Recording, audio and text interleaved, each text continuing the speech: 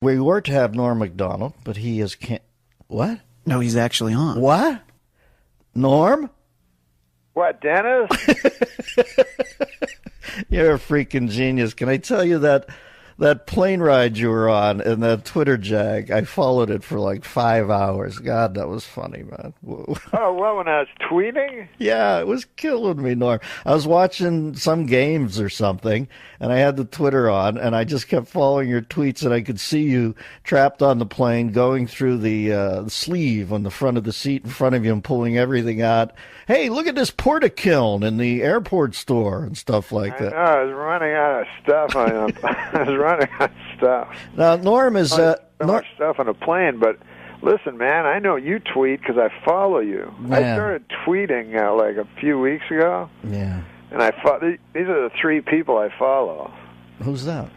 At Sarah Silverman, Mm-hmm. at Dennis DMZ, Right. and at Steve Martin to go. Yeah, Steve Martin's killing me. You guys are funny, man. Thank you, Norm. Just a young kid with a dream. What are you working so hard for? Norm's going to host High Stakes Poker on the Game Show Network. And I hope to get on this show. I want to go on and do the sports show with Norm MacDonald because I know Norm knows his sports. And who's funnier than Norm? Nobody. That's on Comedy Central starting April 12th. What are you working so hard for, Storm and Norman? Are you just experiencing a rebirth? Comedy Central, one of those specials. I know. You got your first hour special. It premieres Saturday, March 26th at 11:30 p.m., 10:30 Central on Comedy Central, right after the rebroadcast of the Donald Trump roast. And like I said, you're usually an easy rider, man. Why? What are you, just in a midlife crisis, or why are you working so hard here? What? I'm just saying, some guys think I gotta start hustling it, and you're I'm 3 projects in the space of a week. What's up? Now listen, Dennis. Have you heard about this Huckleberry Finn thing? I heard something about they wanted to take the N-word out, right? Yeah, anyways, I wanted to bring it up before I forgot, and then we'll get on to my projects. All right. Do you have any observation on it, any tweak on it, or just the cognizance of the fact that they want to... No, I feel it's a thorny issue. Mm-hmm. Yeah. No, that wasn't the whole thing. No. I thought you were going to go like, well, how so, or something. Tell us more, Norm. Why don't you do... I feel it's a thorny issue. Yeah, I'll tell me you why. too. Why, Norm? Well, you got Mark Twain, and you're talking about,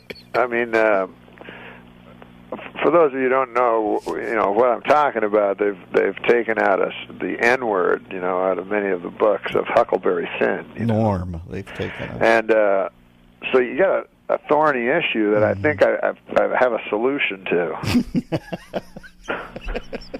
Do you want to hear it? Oh, man. Never anything more. Well, the thorny issue is this. Yeah. You don't want to take, Mark Twain, one of the greatest writer ever to brush paper with ink, and change his words, for God's sake. On the other side of the coin, you don't want to have a young African American boy in school, hearing that word out loud and causing him pain. So it's a thorny issue. But I figure it this way. You've read Huckleberry Finn.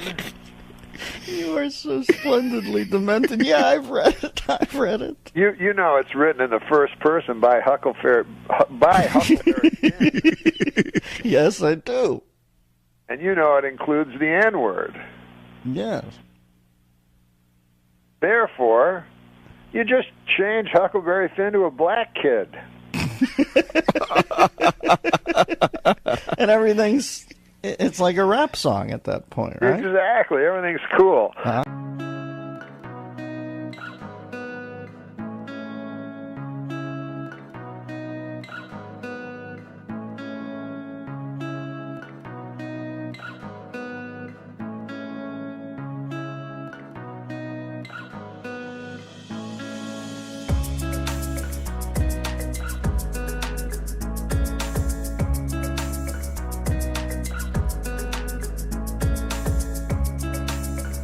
All No, let's get to my project.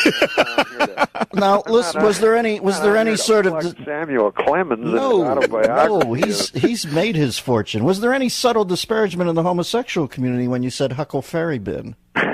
I didn't. Because, you know, somewhere out there there's a gay kid in high school. But, something slipped up there. some gear, some cog got meshed up. Hey, I want to hear you say that word. I don't want to say it because then it'll be on tape forever. I say it in my private life many times. Say it, hunky. Say it, hunky. Say nigga, hunky. Fucking say it, hunky. Listen, am I wrong or am I imagining that? Nah, say nigga, hunky. Say it, hunky. Come on, cracker. Mike, I have to ask you a question. Say it. I hate fake humility. The idea of like somebody being good for the cause or the resistance or whatever. First of all, that's meaningless. That fucking, you know, you got to go back and look at all that Norm MacDonald shit. You know that interview Norm MacDonald did where he was like, oh yeah, everybody thought Hitler was hilarious prior to him running to power, you know, or like getting into power. There was comics about him and everyone thought he was a big joke. And then he did the Holocaust. So there goes your notion of comedy being powerful. That's the one where he's like, Norm rules. If you tell me one, right. If you tell me one socially relevant joke that's funny, I'll give you $1 million. Norm fucking rocks. If they're like, what about all this identity-based comedy like Aziz and Amy Schumer? He's like, yeah, everyone expects comedians to be modern-day philosophers, which I think is really insulting to modern-day philosophers. Yes, people go to school and study philosophy. He's like, you're not a philosopher because you try to fuck waitresses. I know, man. Norm fucking rocks. He's the best. Have you seen the new special? I haven't finished all of it. I haven't seen it, but I heard it's good. It was good. And they dropped retard like 4 or 5 times in the article. That was, by the way, that was the funniest part of Norm MacDonald getting in trouble for whatever. Is in the apology. You'd have to be someone with Down syndrome not to feel sorry for victims. Real bad sexual abuse. I do too. Rape, everything. Yes. And they go through. It destroys their life. They're never the same. Of course their whole bodies shake at the thought of it. Some of them even black out when they think about this thing. It's horrible. So I know that. And of course, you know, you'd have to have Down syndrome. Not to know that. That's my new word. Down syndrome. Right. That's a good word. You'd have to have Down syndrome to not feel sorry for, you know, of course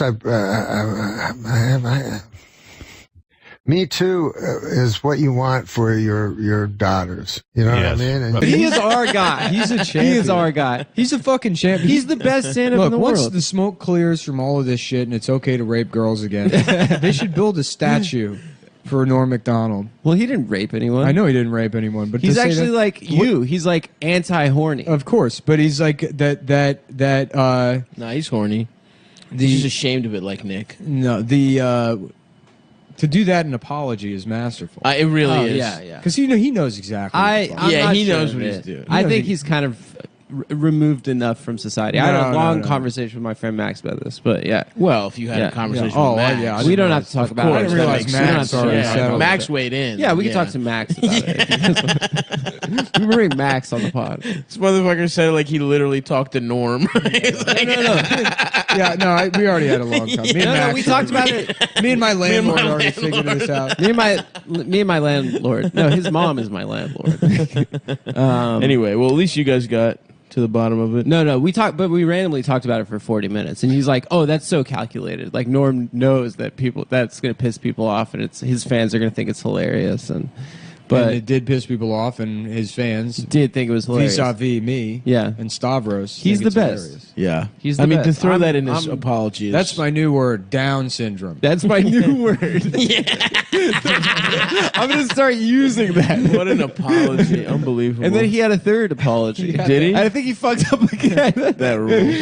Yeah. He should just see how much he could fuck up, because who gives a shit, right? Well, part of the interview, the first interview, made me think that maybe he wasn't doing bits and he is kind of removed from society. Like when he said that he doesn't know racism, he didn't know racism existed until he saw the new Sacha Baron Cohen show. I love Norm, but I like, also do think he is out of touch as hell. Yeah, I mean, he's in comedy clubs 250 nights a year. He's like constantly, like or gambling. Also, the thing about Norm Macdonald, like I read his book, and even though it's like a fictionalized thing, it's like that motherfucker like grew up in a farm in like in Canada. rural ass Canada. Yeah. Like his life is his childhood is closer to like the Great Depression than like living in modern society. Well, I think some of that was like hammed up for. I know it was, but still, I mean, I don't think it's literal, but he did grow up in like his book is rural so Canada in like good. the 40s, 50s. Like how old is he? I don't know. What if it comes out too? No, later than that. This is Norm Macdonald is threatening Seth Simons on the. What does he say? So Seth Simons goes same energy, and he posted a picture of the Joker and Donald Trump, which is like, Oh my God! You fucking loser! And fucking Norm Macdonald wrote, "Hey, you fucking piece of shit. It's you that's the Joker, a failed stand-up that kills someone who got a TV show. I cannot wait to meet you, and I will." Damn, dude. That's so sick. That is awesome. Norm's just like, fuck you, bitch. Fuck.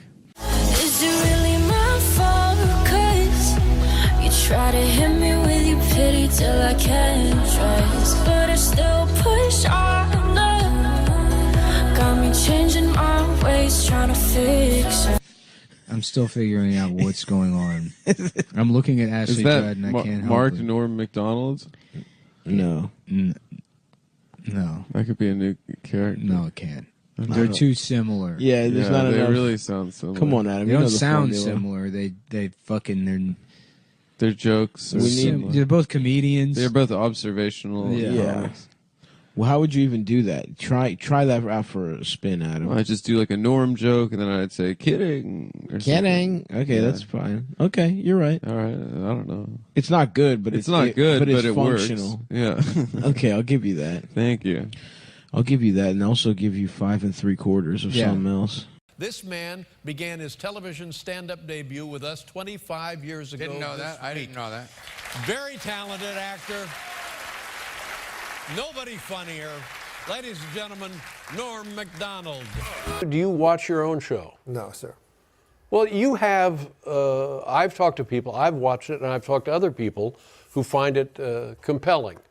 You can't take your eyes off. So well, there, imagine if whatever you were it is doing you're making up, whatever qualities you're fabricating here, you yourself possess them. But imagine if you were doing it. And well, imagine if you were doing it. Well, we always worry a little about you because we regard you as the top of the heap, the best of the best, the funniest of the funny, the guy who has it in every fiber of his being, not conjured.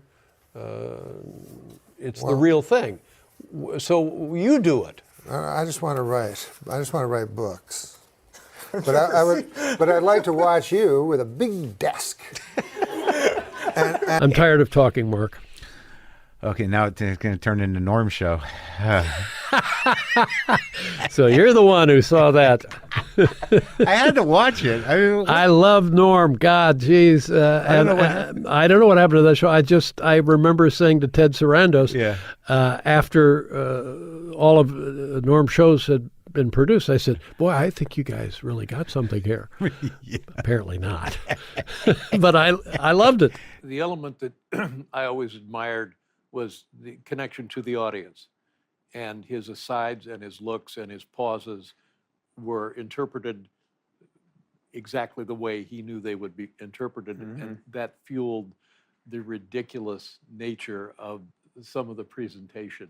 And without that audience, you don't get the full measure of Norm. It was like the audience was his partner. Everybody was in this together. I can remember reading his autobiography and enjoying it, but being greatly disappointed about 10 pages in when I realized it was all fantasy. I want to know about Norm's life, but this was other solar system. Something in him that's unbelievably fearless. What you're describing there, when I would watch those segments, they were delightful. There was something more exciting and interesting about the silence and Norm's joy at having landed the dud. And it was thrilling. It was heroic. You say there's no way we could go back, and that I've broken what we had. Whoa, I wish that you would come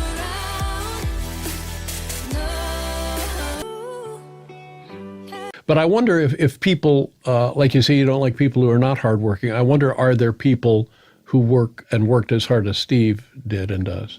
I was thinking when I said it that there's an exception. I know we're both admirers of Norm MacDonald, and he seems sometimes like someone who has something. It's his cadence. It's the way he talks. I don't know if he's a hardworking comic, but God, he makes me laugh. Mm-hmm. And his cadence, something is just wrong about it, you know? But I love Norm, and my guess is, what I know of Norm is that he may not be working hard. No. But what he has is the same result as somebody who's worked hard. Yes, yeah. Which is, again, enviable, admirable. But God, he makes me laugh. And I happened across some of his time on Weekend Update. Mm-hmm. Yeah. When you watch it now, you realize Norm just didn't care if it got a laugh. No. And he didn't. Yeah. He didn't care. And he had a joke. I think Downey wrote the joke. It was during the OJ trial. And there's a picture of Johnny Cochran holding up the knit cap with OJ sitting next to him. And God, no one could do this but Norm. Norm said, a little bit of a wrinkle for OJ in the trial today. Johnny Cochran stood up and held the knit cap that was found at the scene of the double murders when OJ jumped up and said, "Hey, careful with that. That's my lucky stabbing cap." Who else could do that? Right. And he doesn't. And if it got nothing, he would stare. Yeah. And tell you your problem. I thought that was one of the best. Dark but fantastic, right. and also no one could do it but him. No, that's what I was going to say. I would, if somebody had pitched that joke to me at the height of the OJ trial, I would have laughed and not done it. Would you have done that joke? No, I would not have done that. Yeah. I would have been queasy and it's tragedy and it was theater of some kind, theater of the absurd. But the delivery, the persona, and the material, it's perfect, powerful. Yes. In a brilliant move during closing arguments, Simpson attorney Johnny Cochran put on the knit cap prosecutors say O.J. wore the night he committed the murders. Although O.J. may have hurt his case when he suddenly blurted out, "Hey, easy with that. That's my lucky stabbing hat."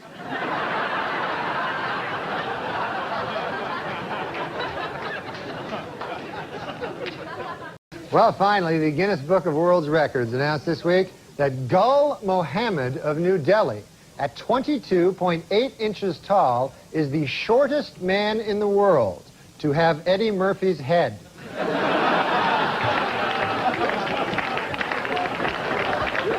One time when I had my sitcom, the showrunner goes, "Why don't we have a big star every week do the cold opening?" And I go, "Oh, sure, yeah." And he goes, "You can get big stars, right?" I'm like, "No, I can't get anyone." And one week, they go, "We got Eddie Murphy on the phone." I'm like, "Why? What?" And they're like, "Yeah, for the cold opening." And I go, "What cold opening?" And so they hand me this script, So I'm talking to Eddie Murphy, and I don't know Eddie Murphy. And he's being like super zen-like, He's an amazing guy because he's like all zen and peaceful. And then he tells a story and it's hysterical. Like all of a sudden he's doing voices. Because he was talking about being a director and he goes real peacefully, He's like, the directors in Hollywood are very tough to find one. Frank Oz was magnificent, but I was very unhappy with the other directors. Finally, I had to direct myself. And I directed Harlem Nights and the Red Fox was in it. And so Red Fox came to the show once and he was having trouble with the IRS and he owed all this money. So he kept trying to sell me things. And he would come to the set and he would go, And then all of a sudden, he's super funny, right? After doing this real flat voice. And he goes, and then Red Fox would say, hey, Eddie, you like Elvis? I got Elvis's watch. How'd you like to buy Elvis's watch? Elvis, give me this watch. So I said to him, hey, Red, how long have you had Elvis's watch? He said, I had it for 40 years. I go, that's not Elvis's watch. That's Red Fox's watch. I ain't buying Red Fox's fucking watch. So it's like super funny. And then he go back again to be zen-like. So I said, so as I'm talking to him, I'm leafing through this fucking awful fucking shit of a cold opening that they're having him do. And so it's like, white guys writing for black guys, what they think they'd say. It's just awfully, horribly racist. And so he says to me, he goes, I'll do it. If you tell me it's funny, I'll do it. And I go, it's not funny. Oh, wow. I didn't know what else to do. I didn't know what else to do. So I was calling because I wanted to get your take on Eddie Murphy hosting the Oscars. I think you're like the funniest SNL guy ever, and I just wanted to know what you thought about Eddie hosting. Well, I think Eddie is unbelievably funny. Like, I always loved Eddie, and I couldn't be happier that he's hosting the Oscars. Obviously, last year, the Oscars were the worst hosts ever, There's Anne Hathaway. and James Franco. James Franco, yeah. And I think they tied for worst ever. I think they did, yeah. But he might have Eddie, been a little worse, just a little. Because at least she's nice she to was look at. trying a little bit. She was trying, yeah. But Eddie, what I like is because Eddie's become a little like Zen-like and so forth. He's a very intelligent guy, and he's stepped back a little from the crazy Eddie of old and stuff. And I think this is going to burst him back to the incredibly funny Eddie Murphy. And I can't wait to see him, man. I would write for that. I would write if anybody's listening in the Eddie Murphy camp. There's a big camp. I will write for that show. Yeah, that's going to be good. 'Cause I love Eddie Murphy. I think it's going to be great. Yeah. Nobody It's been funny. so long since you've seen him be really funny, too. And I so was it'd be like great. amazed by Eddie Murphy when I saw him, because not when I saw him, but later on, because when you're a stand-up, it takes a long time to get funny. But he did it instantly. Like, he was the only guy I've ever seen. Right. When he was 19, he was funny. Hilarious. And he was he knew he was funny, and he was confident. And I've never seen anything like that from a young person. Yeah. Have you? Can you think of a single other person? Well, that young, no. In comedy? Yeah. No, I mean, he started doing stand-up when he was like 16 or something, right? So by the time he was on SNL, he'd already, done that. I guess. Think of when you were 16 to 19, that stuff you thought was funny. You know what I mean? Oh, God. I don't think anybody would have thought it was funny. No. It's not funny to throw eggs at houses. That's what I was doing. Yeah. Well, it's kind of funny, but it's not get up on stage funny. I know, exactly. And he was a man. Yeah. He was 19. Oh, yeah. A man. A star. Oh, I know. I talked to him one time, because I had a TV show, and the guy I did the TV show with, he goes, why don't you get your friends to be on the show? I'm like, oh, yeah, just pretend, I'm not Eddie Murphy's friend. Anyways, I never met him. And he's like, one day he's like, hey, we got Eddie on the phone. And they put Eddie Murphy on the phone with me, right? Yeah. So I'm talking to him, and then I'm trying to talk him into, I'm supposed to talk him into doing this thing on the show. And I read it, and it's all racist and everything. It's like what a bunch of white guys would think a black guy would say or something like that. Oh, God. So anyways, I was talking to Eddie, and he was very nice to me, and he said, listen, I said, I got this thing, I can send it to you. And he goes, you don't have to send it to me. He goes, if you think it's funny, I will do it. Wow. That's a compliment. And then I said, I don't think you should do it. Really? But that was good. No, bring myself if he to had do that it. much confidence in you, and you had sent him something you bad, don't want to let him down. Right? I understand that. Yeah. You don't want to let him down. But he's the greatest. I can't wait for the Oscars. Eddie Murphy was going to do a skit on Bill Cosby on the 40th, and they didn't do it, right? That's right. That's correct, yeah. Was that a good decision? By Eddie? Yeah. Yeah, I think it was a good decision. He was Eddie is like no other comic I've ever met. In what way? He doesn't find it necessary to be funny when he's, but all of a sudden he can be explosively funny when you're talking to him. But he's sort of a Zen guy, very calm, and maybe out of that when he springs out of that into this incendiary incredible force of comedy, it makes it even funnier. On Saturday Night Live, on the 40th reunion show, 40th anniversary show, right? Eddie Murphy was supposed to play Bill Cosby. Is Yes, that right? that's well. We wanted him to play Bill Cosby. Yes, And he didn't want to. What was that about? well, he thought that all the facts were not in at that point. The documents had yet to be unsealed, and so. Being a big fan of due process, he decided it not proper to assume guilt.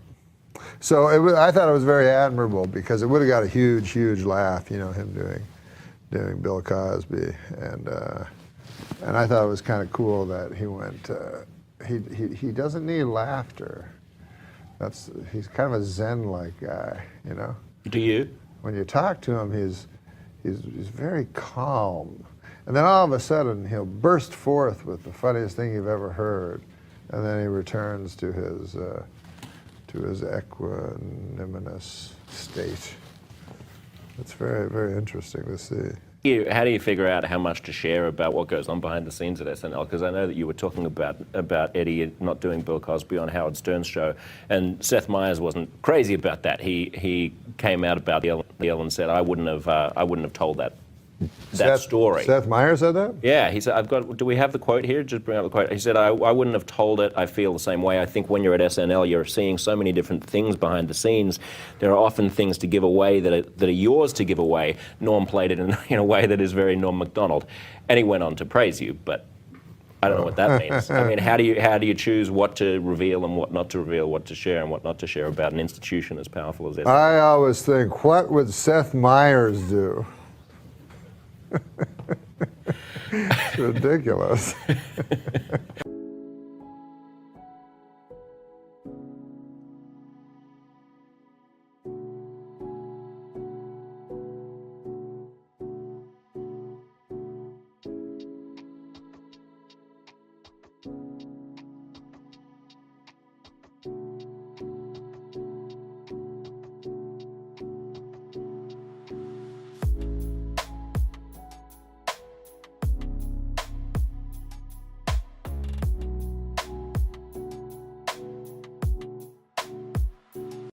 Well, a big seller this holiday season is Michael Bolton's Christmas album, This Is the Time.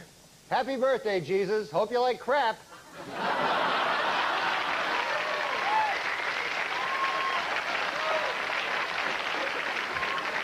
Norm, I think, has one of the best lines that probably I only appreciate on network TV history when he was hosting SNL. And he was talking about the new Michael Bolton Christmas album. Do you remember the line, Norm?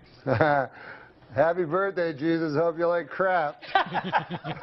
Kills me to this day. It was funny because that joke was originally supposed to be about Mariah Carey, but she had some boyfriend that was some crazy, dangerous guy, and everybody's afraid. And you figured in an alley you could take a Michael Bolton. Yeah, exactly. Although I think Bolton kind of made amends a little bit by appearing in that recent SNL skit. Hysterical. He's hysterical. hysterical. That was hilarious. Yeah, that was hilarious. That was good. And he has a great voice. He does. I didn't know. And the song was kind of catchy. The SNL song was pretty good. Yeah. In stock market news this week, April's three biggest losers were Cantab Pharmaceuticals, Champion Enterprises, and Crapco, which manufactures crap. And also crap-related items, most recently Mariah Carey's Christmas album. They were...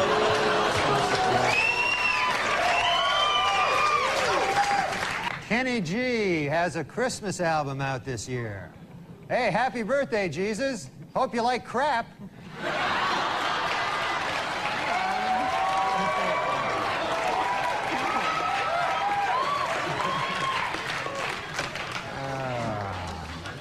Well, I don't know. Playing in a music store in New York this week, Kenny G set a world record by holding a saxophone note for 45 minutes. While he did warn spectators that it would be quite boring, it should be noted that it is every bit as boring to hear Kenny G play different saxophone notes for 45 minutes.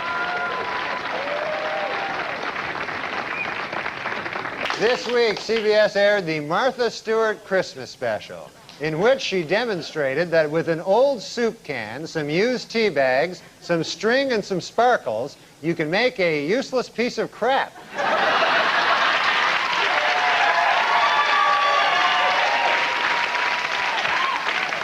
Martha Stewart is here, and she wanted me to tell you, don't let the busboys clear your table off tonight, because a little later Martha will come up here, and she's going to show us how to take those old discarded fish bones and make a beautiful birdhouse. So...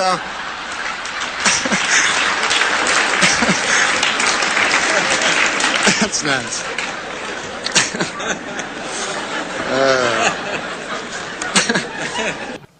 The New York Public Interest Research Group has unveiled its 10th annual list of dangerous toys for the upcoming Christmas season. Topping the list this year, baby's first circular saw.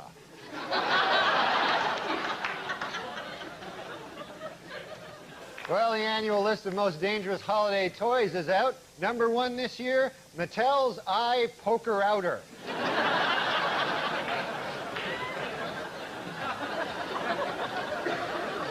Well, the U.S. Safety Commission has issued a list of unsafe Christmas toys. Topping the list this year, Mattel's gasoline-powered sharp thing.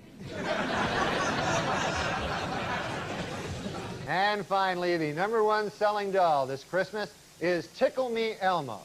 And the least popular selling doll, you guessed it, Tickle Me Frank Stallone.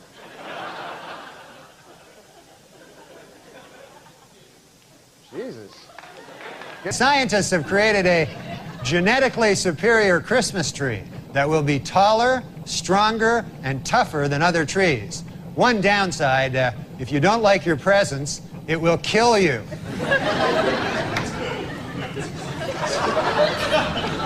It's a hell of a downside there. And finally, this Christmas, Santa Claus will be starting a new look at up-to-date shopping malls around the country.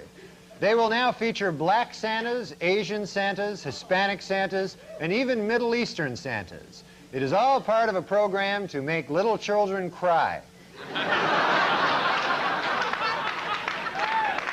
And finally, next week, Christians everywhere will be celebrating Christmas, or, as people born on December the 25th call it, screwed out of a present day.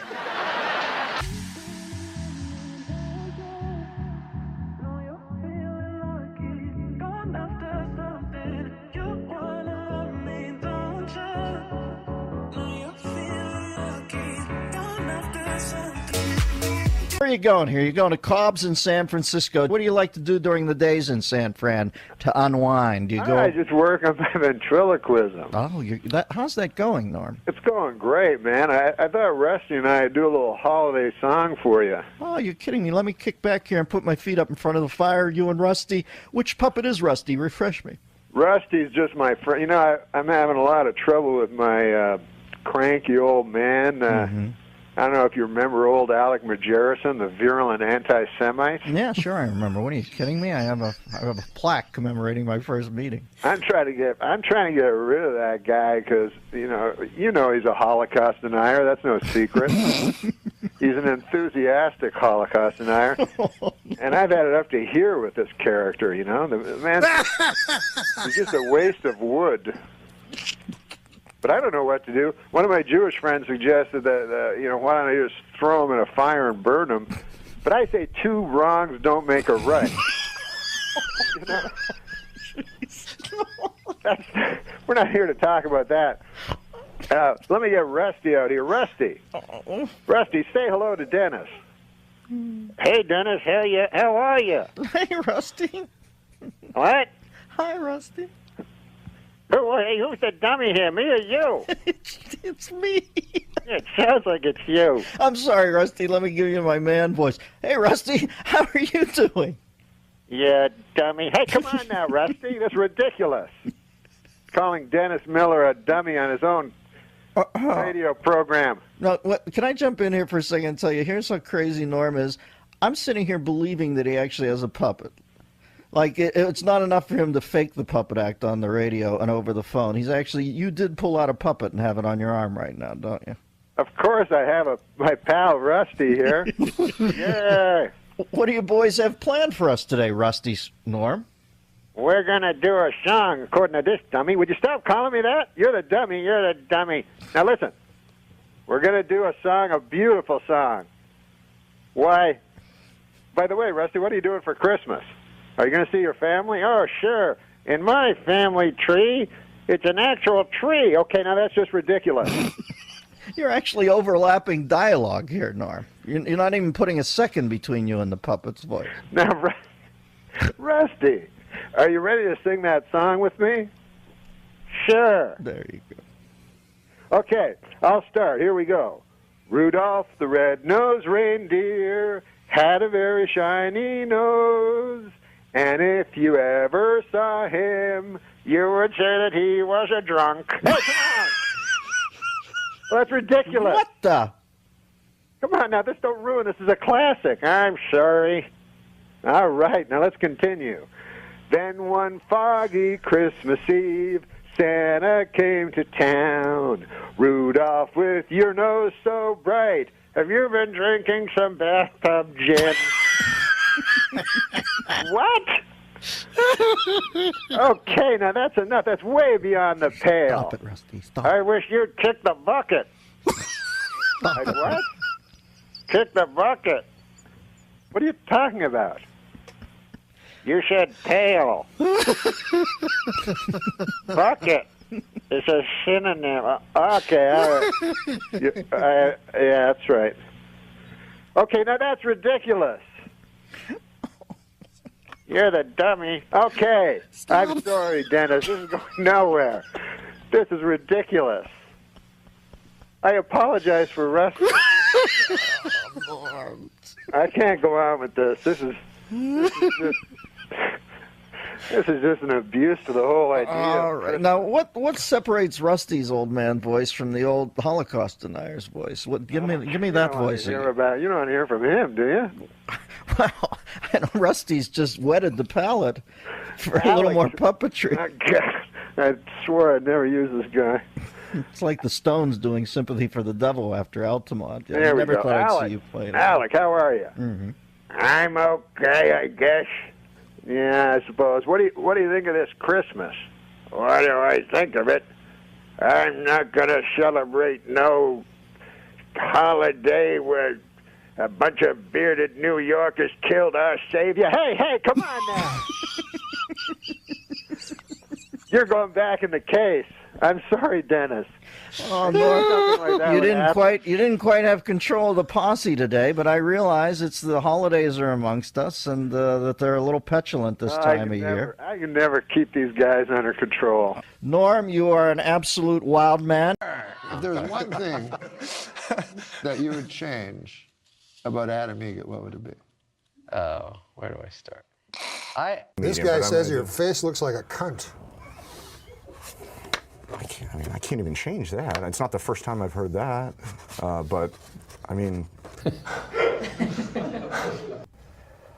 know what I don't like is when they make those dirty drinks. Dirty Sanchez? Dirty Sanchez? That's what you drink. What dirty drinks? No, they say like... pink pussy, huh? like the pink pussy. You don't have to be dirty, but... The guy doesn't realize there's a TV camera aimed at him. This is like your little brother. God damn, man. You have such control. And this morning, Adam Egget. Is that your name? Fucking change it. The latest Adam Egget telling a joke.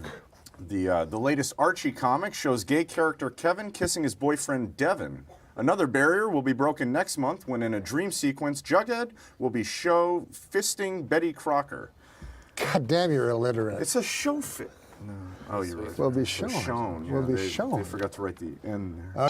Why is it so different to find pornography about people in stable monogamous relationships? Why is it so what? Different. Different? Difficult. Damn. Start all over, and the joke still works. Oh my God. Michelle Obama has booked a cameo on the ABC show Nashville. Start again. Start again. All right. Kids today, I mean... You can't spell ABC. Wow. Michelle Obama has booked a cameo on the ABC show Nashville. With this and her appearance on iCarly, I think Michelle is ready to start appearing in films.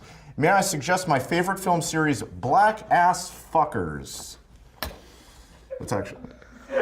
Adam Eager told me something I didn't know. He said you worked with Red Fox on a variety. Yeah, I heard that. I'm dying to I hear. produced Red Fox variety. You told me he just worked on it. Worked on it? Well, that's, I mean, according to your What do you Wikipedia think I was, page. a stagehand, you douchebag?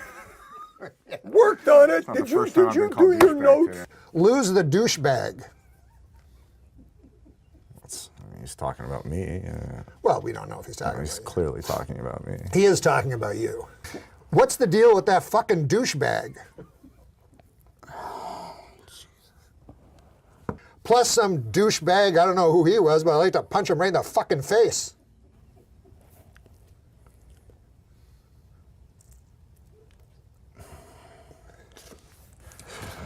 Adam had a question he wanted to ask you about your comedy. Yeah, I've been chomping at the bits to ask this one. I've been thinking about it all week. Norm told me to come up with some questions for you, and I've just been dying to know, where do you get your ideas from?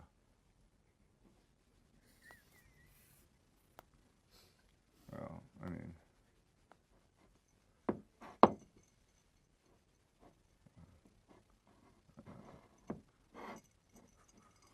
Nora Ephron walked off the show. Yeah. Right, and so did Sinead O'Connor, I think, right? I was there for that one too.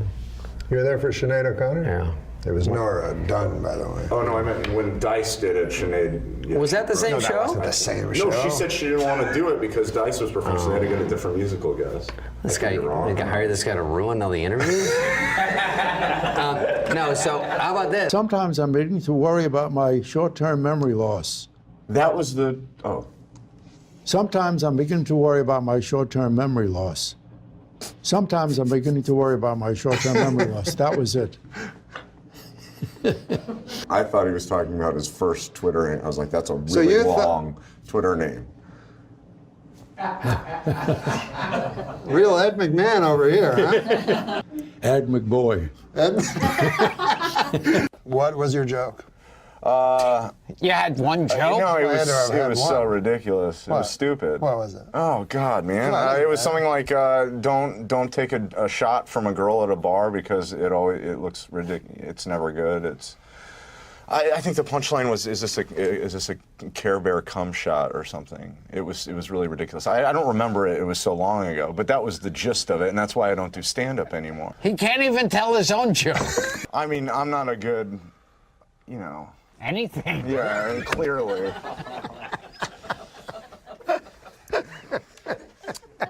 I mean, it's like... Earlier this week, Aaron Jackson of Topeka, Kansas, painted his house the colors of the Gay Pride rainbow flag in direct protest of the Westboro Baptist Church. When that didn't seem to work, Jackson fucked 3 of his best buds on his front lawn. Homophobic. Yeah. Well, I think it shows earlier he solidarity. was racist, and now he's homophobic. Well, I think of this. Former Tennessee Titans cheerleader Elizabeth Lee Garner, 42, is accused of pulling a 12-year-old boy's pants off and offering him oral sex. The boy refused her advances not because he was 12, but because he was a die-hard Colts fan. This is what I have to work with, you know? Chipotle has canceled its planned sponsorship of the Utah Boy Scout event due to the BSA's ban on gay leaders and scouts. Ironic how an all-male anti-gay organization would want to put hot, thick loads of beef and sour cream in their mouth. Okay. We get the idea. You hate gay guys. We first met, I met you underneath the Queensboro Bridge. You at the time were jerking off punks for $15 a man. My whole family's watching, man. My grandmother. Your family doesn't know that when you were a young man, you used to jerk off punks for $15 a man? What's the joke? Holocaust denier. Awesome. I'm not going to hold that against you. He doesn't believe in the whatever. I never got to go to He camp. doesn't believe in the Holocaust. I never went to camp when I was a kid. Is that a good change of subject? He doesn't believe that the Holocaust happened. Do you not believe that? I had a bar mitzvah again. Yeah, but then he says Why he would has you a have a bar mitzvah if you didn't believe the Holocaust happened? Jesus, every time. Was This is the Passover- closest I've seen to him admitting to the Holocaust, where he said, I think people have died. He's like 6,600,000. What's the difference? I'm like, well, there's a lot of difference. There's a Adam. huge difference. There's something beautiful about this one. I'm so not glad. joking. I'm not being ironic. No, I really loved it too. It was great. Oh, that's great. So Too bad this guy was here. Yeah.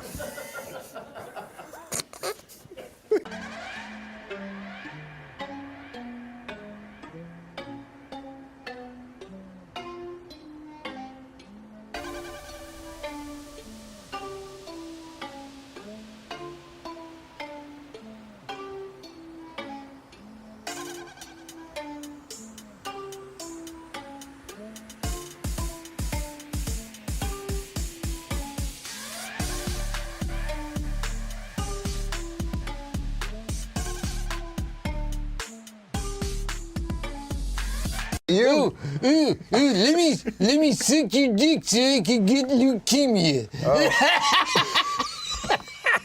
They're doing a shot of Dara right now. Leukemia.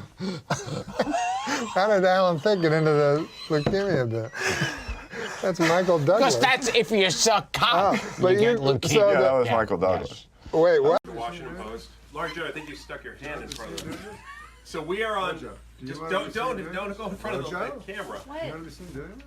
This is Norm MacDonald. Norm? Say what? Wait, Norm, say one more time. Do you want to be seen doing this? No, and I'm not. Until I was. Can This we is start over? live. Can No, we no, start- we can't. It's live. You can't start over. So I'm Jeff Edgers. I'm the national arts reporter at the Washington Post. We are backstage. This is what happens behind the scenes when an author I told you. is signing his books. Norm? Yes, sir. You're Norm MacDonald. Yes, I'm Norm MacDonald. I used to be on the TV, but now well, you still are on TV. I'm an author. Norm has written this book, Norm MacDonald, based on a true story, a memoir. How would you describe this book? It's a book that it's a book that instead of facts, I used truth.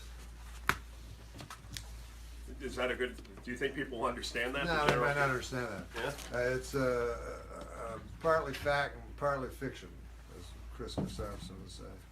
And what are you doing right now? Now it's I'm very doing mechanical. This, it's a thing that this is not my idea. I'm signing my name on a bunch of books. The problem is later people will want me to write something to them. You know, like you say this is Deceive, your best friend ever, stuff like that. I get a lot of that. But you feel like this is saving a lot of time. No, I don't. I'm just doing what I'm told, like some kind of monkey, you know, on an organ. So Norm, this book is, there are many things we could say about this book, but it details your time on Saturday Night Live, right? That's right. It details my time on Saturday Night Live. It talks about your celebrity friendships.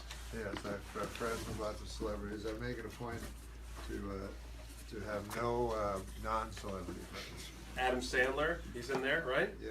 I realize that people that aren't celebrities are worthless.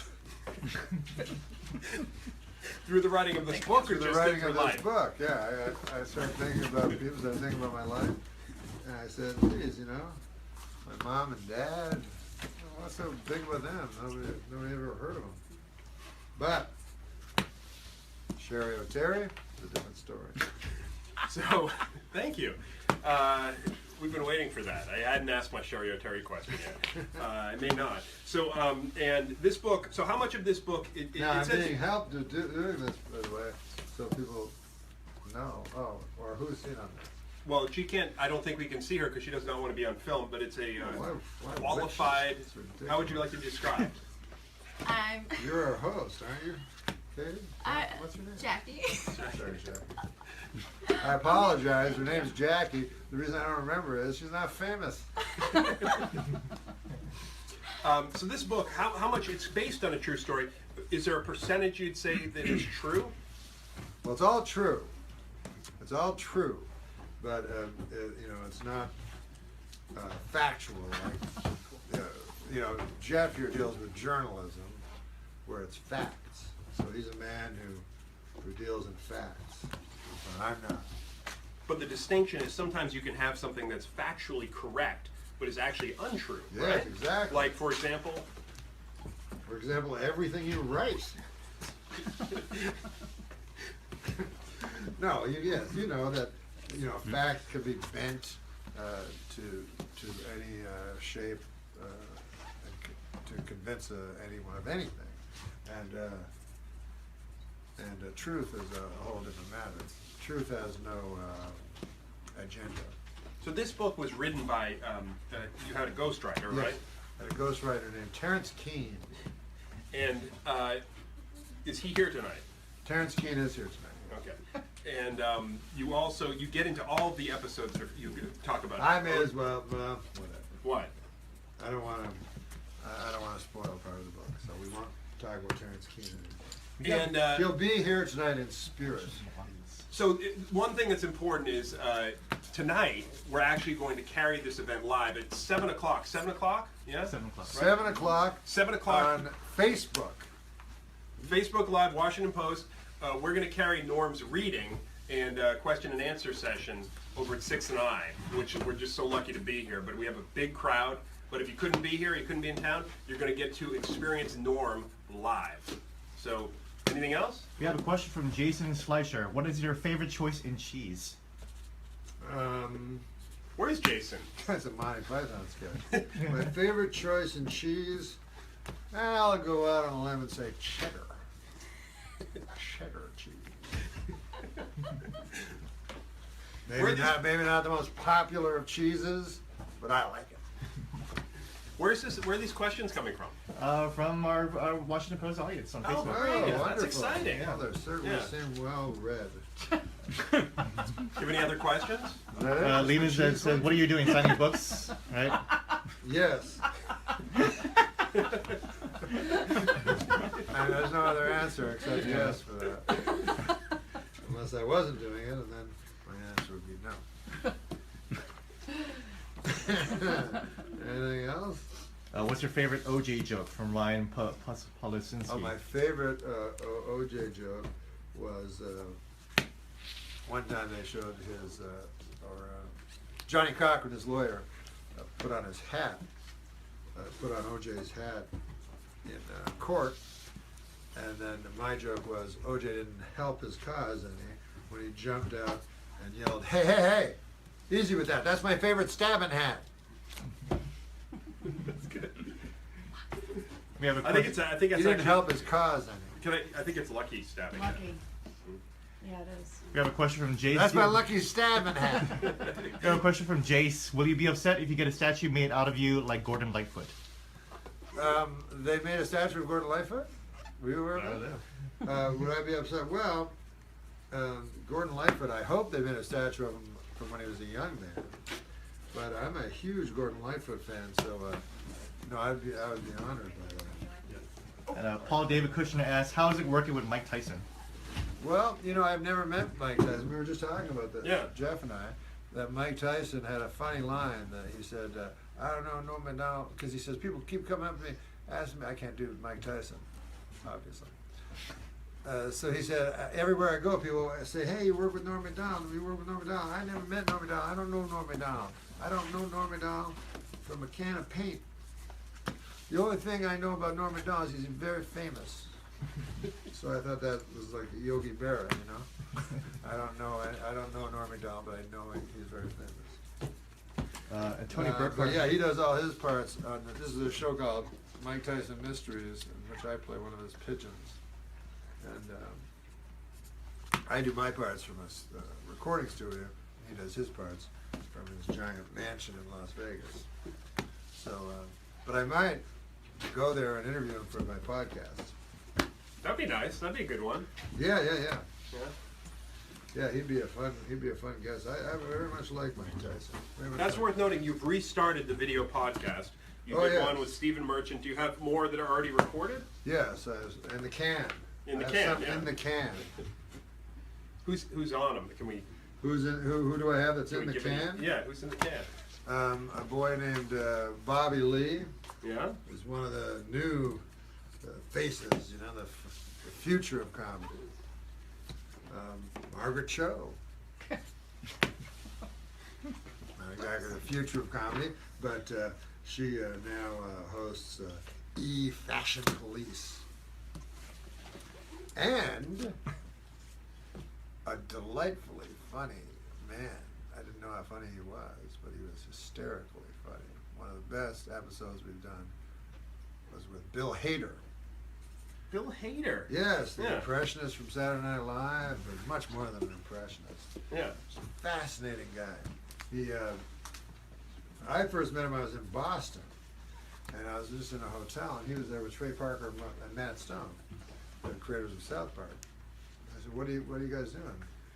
Well, they were writing South Park. So I said, Bill, you write South Park? Like he was on Saturday Night Live. So it was very strange to me that he also wrote South Park. I go, so you wrote South Park first and then you just continued? He goes, no, I wrote South Park after. So he said he loved South Park so much, and the structure of it was so good. He wanted to learn structure so he could write a movie. And he went to these guys and asked if he could do it. And he also did the same thing with Pixar. He wanted to learn how to write for that kind of movie because he had an idea. So he went to Pixar. He said, I'm Bill Hader. I do Stefan on Saturday Night Live. Perhaps you've seen me. And so it was really cool. He wants to learn things. So that's how he does it. For free, he goes. It's like an apprenticeship. Yes. Except that he's famous. It's like, yeah, it's like auditing. Yeah. Things. Well, I remember David Geffen said, like when he first came to Hollywood, he would have lunch with a different guy every day. And, you know, within a few months, he'd had lunch with everybody. Everybody wants to have lunch. So, do we have any more questions? We got one last question. What's your special guest, your favorite special guest on SNL? Yeah. Well, there might be more, but maybe for this section. For this session. Oh, what was the question? Who was your favorite special guest on SNL? From David Wynn. Special guest? Yeah.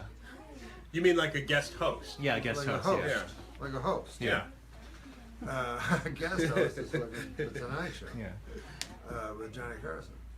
My favorite host was Bob Newhart because Lauren would always ask who we wanted as a host.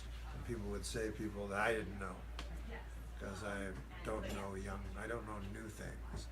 And very often, like the first episode I was ever on, the musical guest was I still can't remember. Nirvana? Yeah. Is that true? Yeah. Okay. Awesome. I just incredible memory. No, I just guessed. Because it was, your first episode was probably like 93? Yeah. He researched. Yeah. So it was Nirvana, which Yeah. we somehow knew. So I didn't know. Other people were like, "Oh, Nirvana," and I didn't even watch them, and then they were no more, and because Kurt Cobain was no more, and Kurt, and so my favorite. So Lauren would always ask guests, so people would always pick young hip guys, and I would say Bob Newhart every week. Bob Newhart, let's get Bob Newhart. It's fun. We got Bob Newhart. I wrote a sketch for Bob Newhart, and he used it. He asked me, can I use that in my stand-up? He used my thing I wrote in stand-up because Bob Newhart does like one-way conversations. And so my sketch I wrote for him was a one-way conversation that he was a postal supervisor, and he was talking to a disgruntled employee at the post office, and that was the idea of it. And he really liked it. And he did it in his act, and it was one of the high points of my life. Was there a joke in that one? Do you remember? I mean, The joke. I know there was a joke in that one, but is there a joke you remember in that one? Well, Bob Newhart would go like, I'm reading your report, Mr. Henshaw, and I can't help but notice that when we asked how you would describe yourself in one word, you said you said disgruntled. That's a kind of a red flag here at the post office. Now, when we asked you what the the worst part of your job was you said working beside the devil. Now, I looked at the records, and you worked beside Bill Waterston, and I've known him 30 years, and no, I'm not calling your dog a liar. I'm just saying. What an honor, though, huh? Yeah. Yeah, I'm so thrilled. All right, so having a childhood hero read my. Here's an interesting story too. Oh, I'm sorry. We were going to go a little more, right? Well, I was just going to say I met Don Adams one time, the great Don Adams, who played Maxwell Smart on Get Smart. And Don Adams told me that he was working in Chicago, and he lost all his money in a craps game. And that night, Bob Newhart, a young unknown man, Bob Newhart handed him this material to read, and he read it, and he said, "This is fantastic material, but I have no money. I can't pay you." And so that was what Don Adams told me. Then later, I told the story. I recounted the story to Bob Newhart, and he said, "That's what he told you, huh?" And I go, "Yeah." And he goes, "Well," he goes, "this is what really happened. He goes, the first part was true. I showed him the material, and then three weeks later, I watched him do it on the Mike Douglas show." No. That's good. I like that. All right, so obviously tonight many Don Adams stories, right? But this book is really. I'm saying this genuinely. This is a very, very, very good book. Very special book. Oh, thank you. And I know you called it special, which is very nice. Well, it's wildly creative and entertaining, and it's great, you know? I mean, but I'm not a book critic. You'll have to understand that. I actually can barely read. But it's a great book. You should come and hear Norm and also pick up a book. You know, he pre-signed it for you. Yes. And if you can't come in person, you can order the book on Amazon.com, or you can go to your local bookstore and support your local. But you're going to sign books tonight after you're done, right? Yes, I'm going to sign So books. there'll be double signed. All Absolutely, right, yeah. thanks, and we'll see you back here. Yeah, 7 o'clock, Washington Post.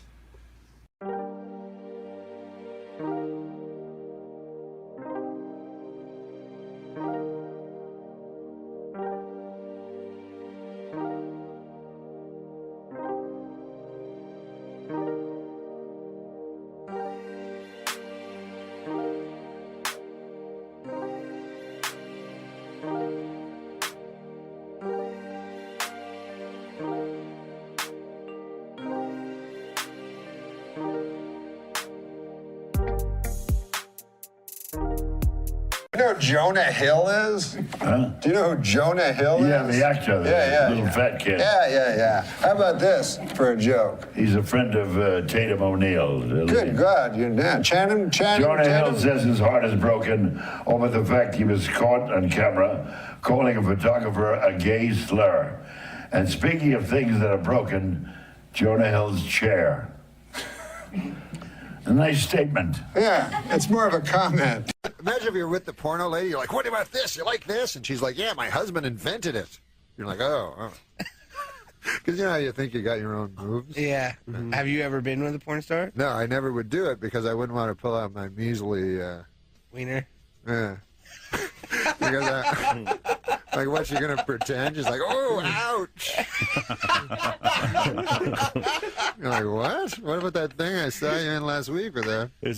Is this a good surprise for you guys or a weird surprise that Norm I'm is- such a big fan of Norm's, man. It's the first time you guys have met this morning, right? Yeah. So Jonah, I'm so psyched. That's so awesome. When I knew you were coming in, I started thinking of the serious stuff, and I got to tell you about one thing.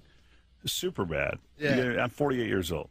Yeah. I go see Superbad, and the characters, your character and the other character, the main characters, are an amalgam of me and my best friend when we were in high school. I hear that quite often. I call the guy, and I go, "You got to come to Austin."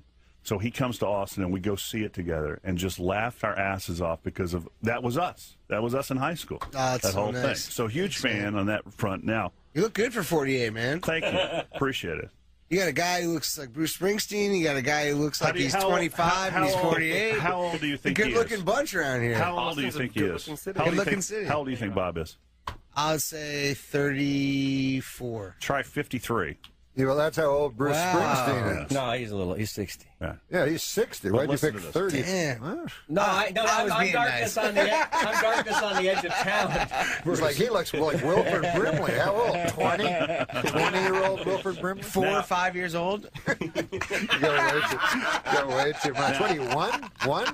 1 years old. Now, Bob saw the movie last night. Thank you for that compliment. I sincerely Man, I'm appreciate telling it. you Thank what, that movie, and I said that's like, I don't buy, you rent movies, you don't buy. That's the one movie I've saved, and I watch That's it over cool, and over. man. Thank you. Bob saw the movie last night, man. and I loved it. And before you come in here, Oh, you saw Get Him to the Greek last night. Yeah, we would lie to you if it was. If I wouldn't have come. I would have called in sick today if it. Well, no. We would have told our listeners what we thought of it, like the first hour when you guys weren't up. And then we wouldn't have known. We would have lied and kissed your ass when you came in here. But he said I don't want to give anything away about it either, but there's so many surprises in that movie. Off the air this morning, I said, seriously, how was the movie? And I've seen the trailer. The trailer's hilarious. And he goes, but a lot of times the trailer's hilarious, the movie sucks ass. Right.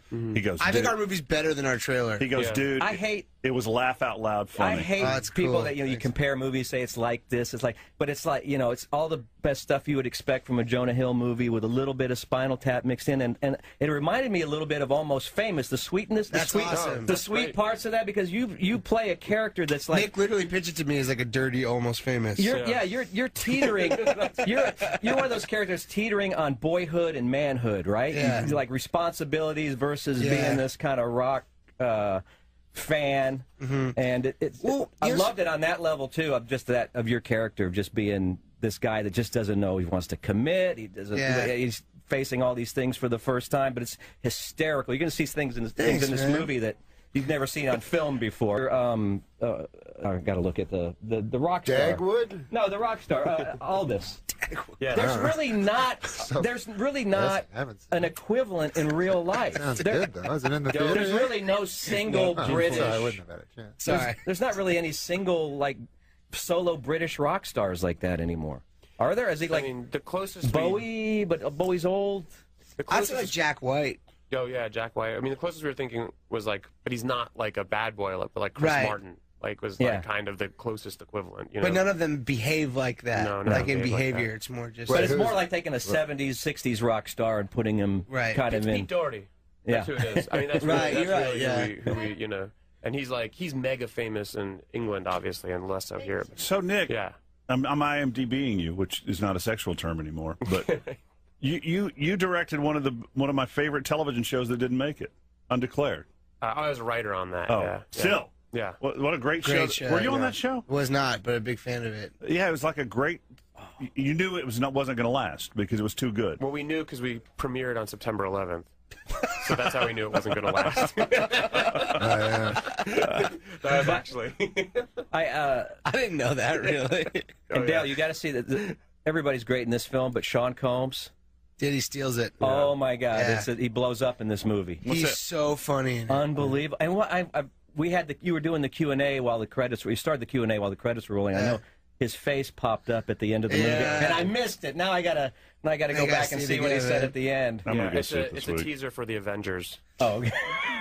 For Thor. Dude, you would love it. Wait, so how old was Nick when he was directing Freaks and Geeks and Undeclared? Or was how old were you when you were writing for Undeclared? For Undeclared, I was. Well, Freaks and Geeks was first, right? I know I didn't work on Freaks and Geeks. Oh, you were still in college. We withdraw the question. So how were you when you directed? I was 24 when I was writing on. That's pretty awesome. Yeah. So the story. Like, remember when you were 24, what you thought was funny or good? You know what I mean? How hard it is to actually do good stuff when you're 24. I remember Judd telling me what was funny. And good. I thought he would just tell you and you did it. Norm, I thought you were funny when I was 24. Oh no, you might think something was funny, but what you like I remember when I was starting comedy, I was like 25 or something like that. But Eddie Murphy was already a star, and he was 19. Yeah, 19. Wow. Yeah. And I was like, how can that guy be funny? Because I remember what I thought was funny when I was 19. It was all lame. On Undeclared, one of the writers was Seth Rogen. He was also obviously one of the stars of Undeclared, but he was 18. I remember him coming into the first writers meeting, and all of us being like, we obviously liked him on Freaks and Geeks, but he just being like, who does this kid think he is? And then he would just turn in the funniest scripts. So, John, he just knew it and nailed it. Wait, wasn't Byron Allen on that show too, though? Oh no, that's a different one. You were right. You were right. Wait, have you guys seen Comics Unleashed? Shows. Have you seen Comics Unleashed with Byron Allen? Hey, speaking of this thing, Byron Allen does this thing. You know how you guys do junkets, which is part of what you're kind of doing now? Yeah. But Byron Allen does this show where all he does is go on junkets. He goes to hotels, you know, and he interviews guys like everybody else does at the junkets, you know, because they bring the stars, like they bring Joan and Nick in, and then 40 guys that ask him questions. So then Byron Allen just goes in, you know, and he interviews it, but then he turns it into a show, like it's an interview show instead of a. So he goes, and then it's always like. It shows at 1 o'clock in the morning. He goes, tonight on the it's Byron Allen's voice. He goes, tonight on the entertainers, Jonas Hill, Harrison Ford, Eddie Murphy, George Harrison. It's like the biggest stars of all time. So it's like a big talk show, but it's a junket. And it's just him in like a small room, like with the guy with a poster behind him. 5 minutes like each, 2 right? years ago that he did a movie. And then Byron, at the start of the interview, he goes, hey, man. It's like 1 o'clock in the morning. He goes, he always starts the interview the same place, be like Harrison Ford, who clearly has no idea who Byron is. So Byron goes, hey, man, the last time we talked, man, you were doing that movie about the Russian guy. What's been going on with you, man? And so, like, you get in your head, maybe they have dinner together, and then so Harrison Ford, he goes, huh? But he doesn't want to look racist, you know? So he's like, oh, yeah, I remember. How have you been? He goes, pretty good, man, pretty good. So he's a master at, and it costs him nothing. That's a really good practical joke. Right. And Byron Allen is just one of 100 interviews he did that day. Yeah, So, yeah. Jonah, you guys started, if Wiki's right, you got started writing plays, and you went to New York to be an actor? Yeah, I would write weird stuff in New York when I was like a freshman in college at New School University, and then I would perform them at this bar called Black and White, and then it kind of got popular. One-man plays, or sometimes with other people, yeah, like one acts and right. stuff, and then like weird performance art. And then things. somebody stumbles in and sees you, and they got kind of popular amongst students at my school and NYU and stuff, and then it got kind of like a following. It was pretty cool. I remember like a couple times I'd be like at dinner somewhere and someone would recognize me from it. And I would be so psyched because, like, they had just heard about it. Mm-hmm. You know, they're like, "Hey, you're the guy that does those weird plays and stuff." And I was like, "Yeah." What would be yes, I am, Mom. What would be a play? Like, what was your favorite one that was like your signature? Well, they would do this open mic night. This is how it got started. Was basically they would do this open mic night. It was the only place that would let us drink because I didn't have a fake ID. So that they would let me drink there, and I was 18 and looked like I was like 12, you know. So, so my friend Michael took me there because he lived right around the corner, and the guys who owned the bar were really cool.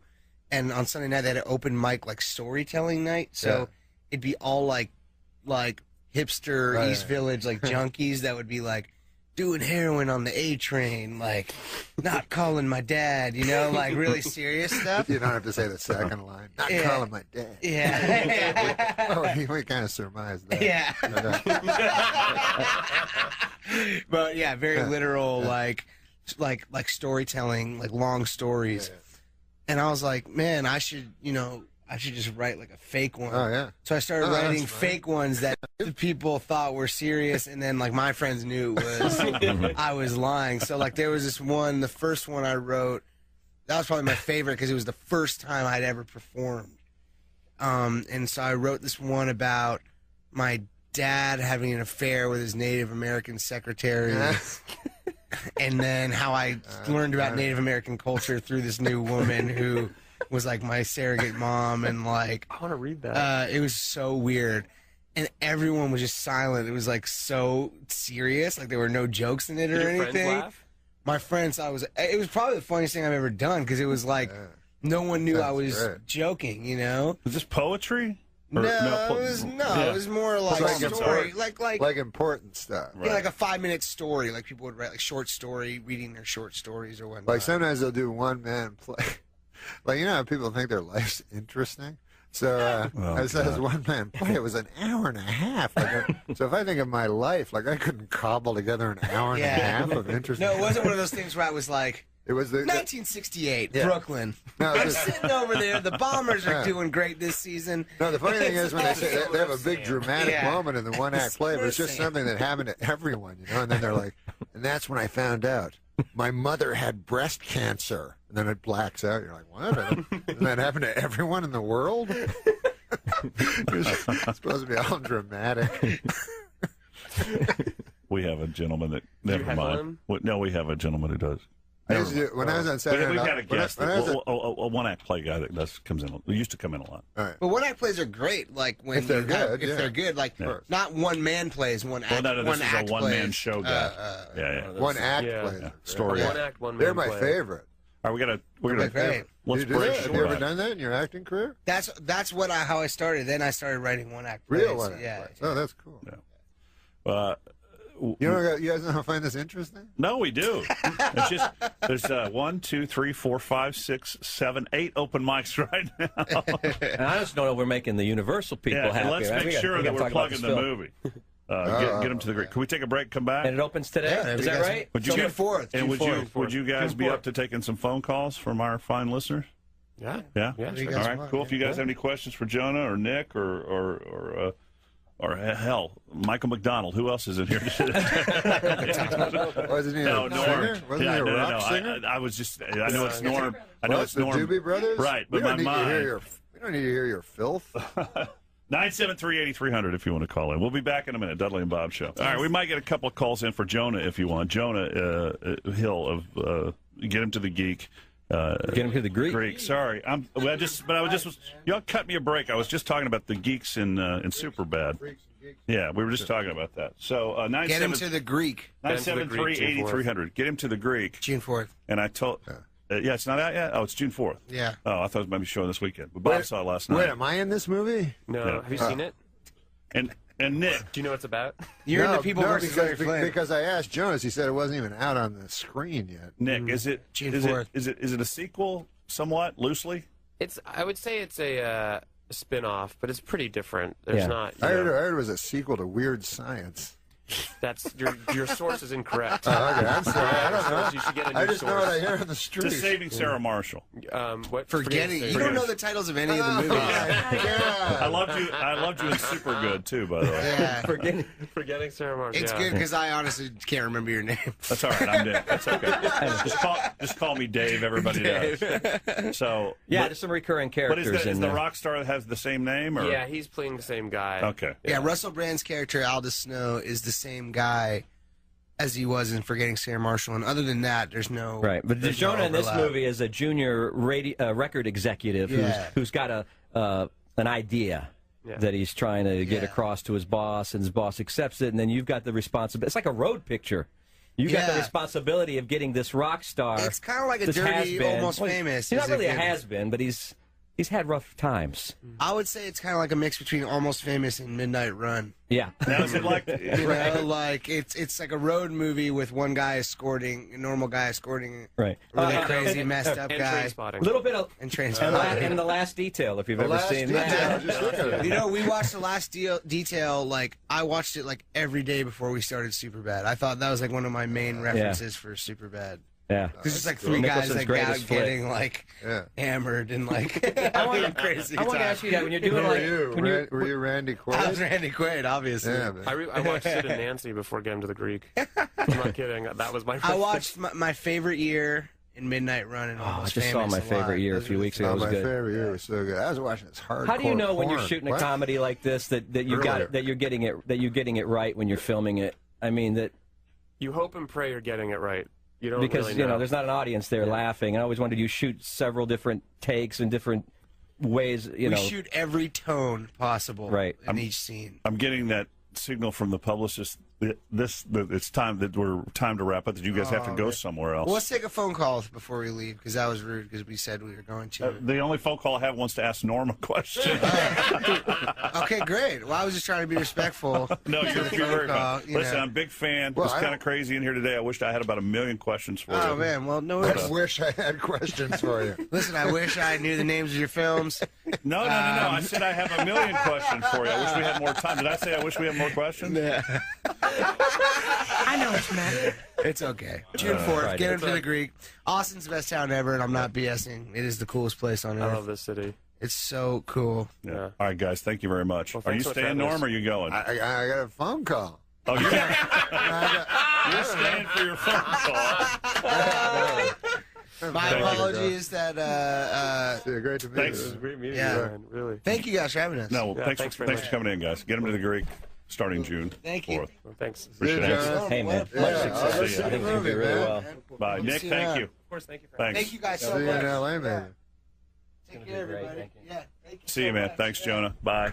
Say It's weird to say goodbye in the middle of the break, but say goodbye bye. to Matt. Yeah, definitely will. See ya. Probably got to go do TV somewhere. Yeah, normally they go to the TV stations. Oh, do they? Yeah, do the noon You shows. want to take your call, and the- Norm? Yeah, let's Okay, let's take your call. Let's go to the phones. There's no calls coming in. What?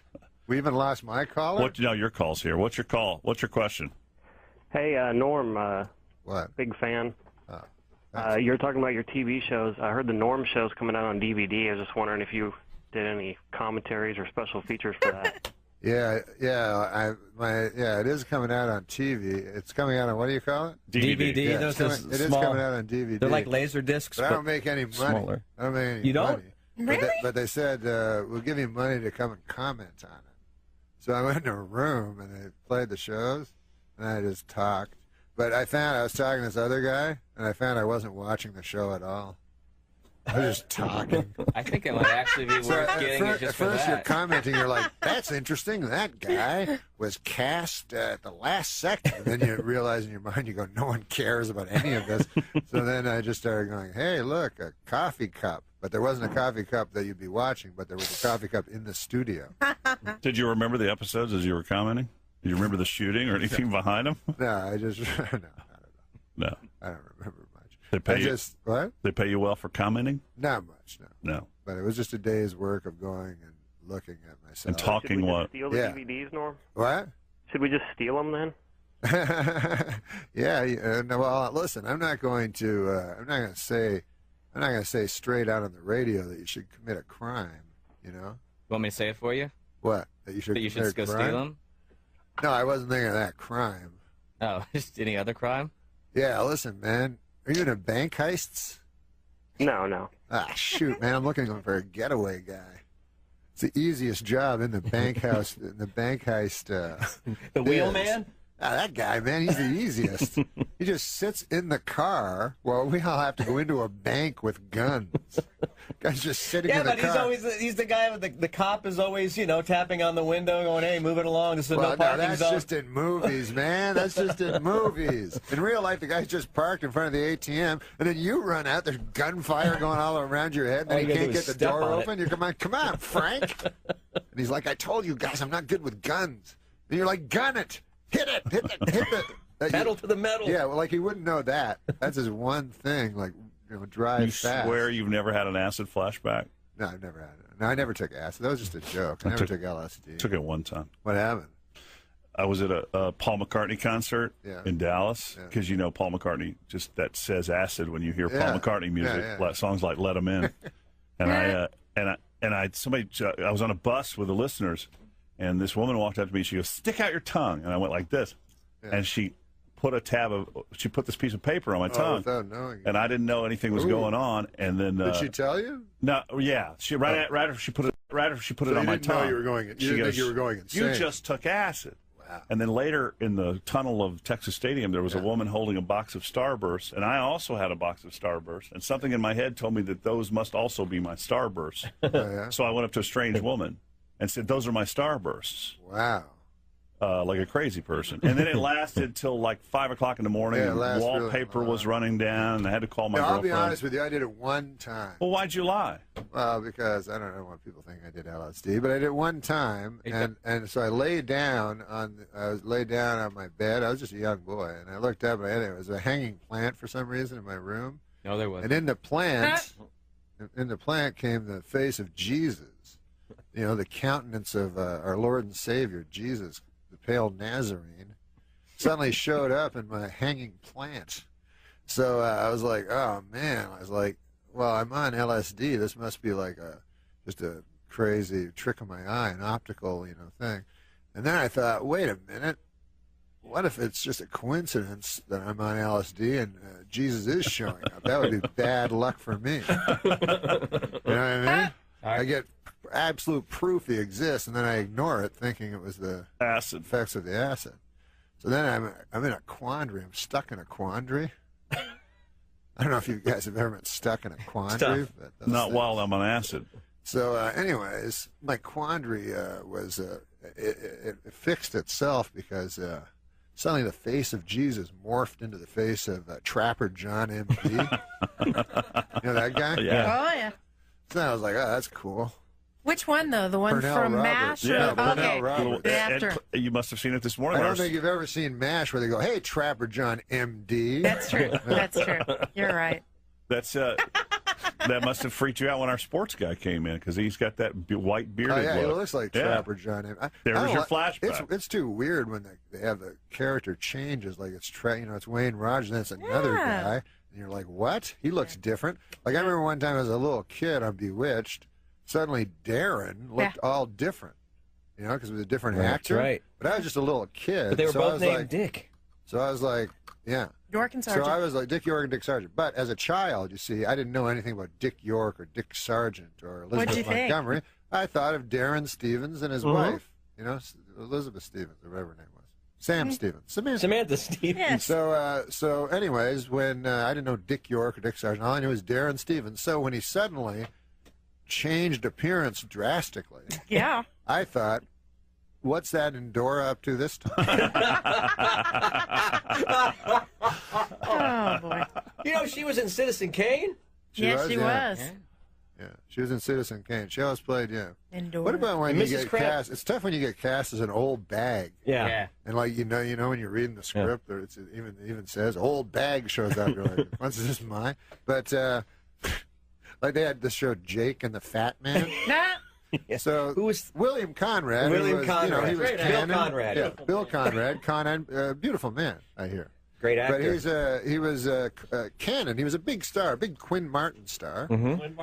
And so he he was not a man to be trifled with. So if you're writing a script for somebody to be with, and you go, I would like to, maybe a William Conrad vehicle might propel me. You might not want to write, you might not want to title it Jake and the Fat Man. And then send it to William Conrad, because William Conrad's like, what the?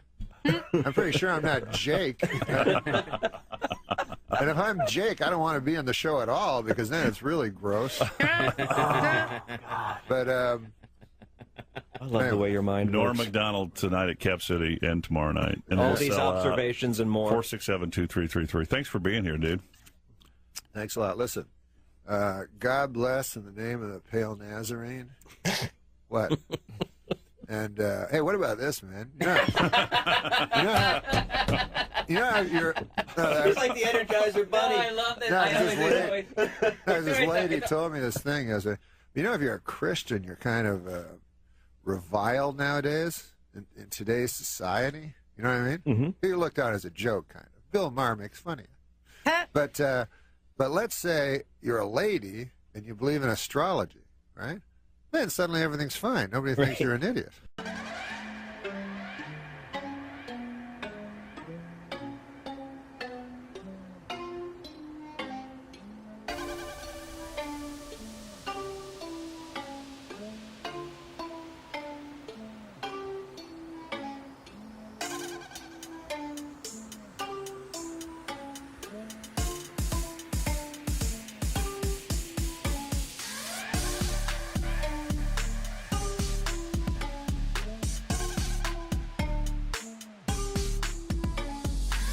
I went once to a commercial. You've been a commercial audition. It's not fake. Oh, right. Anger. That's it. That's right. I went once to a commercial, and it was the script said, "Hey, Phil, I see you got a Buick."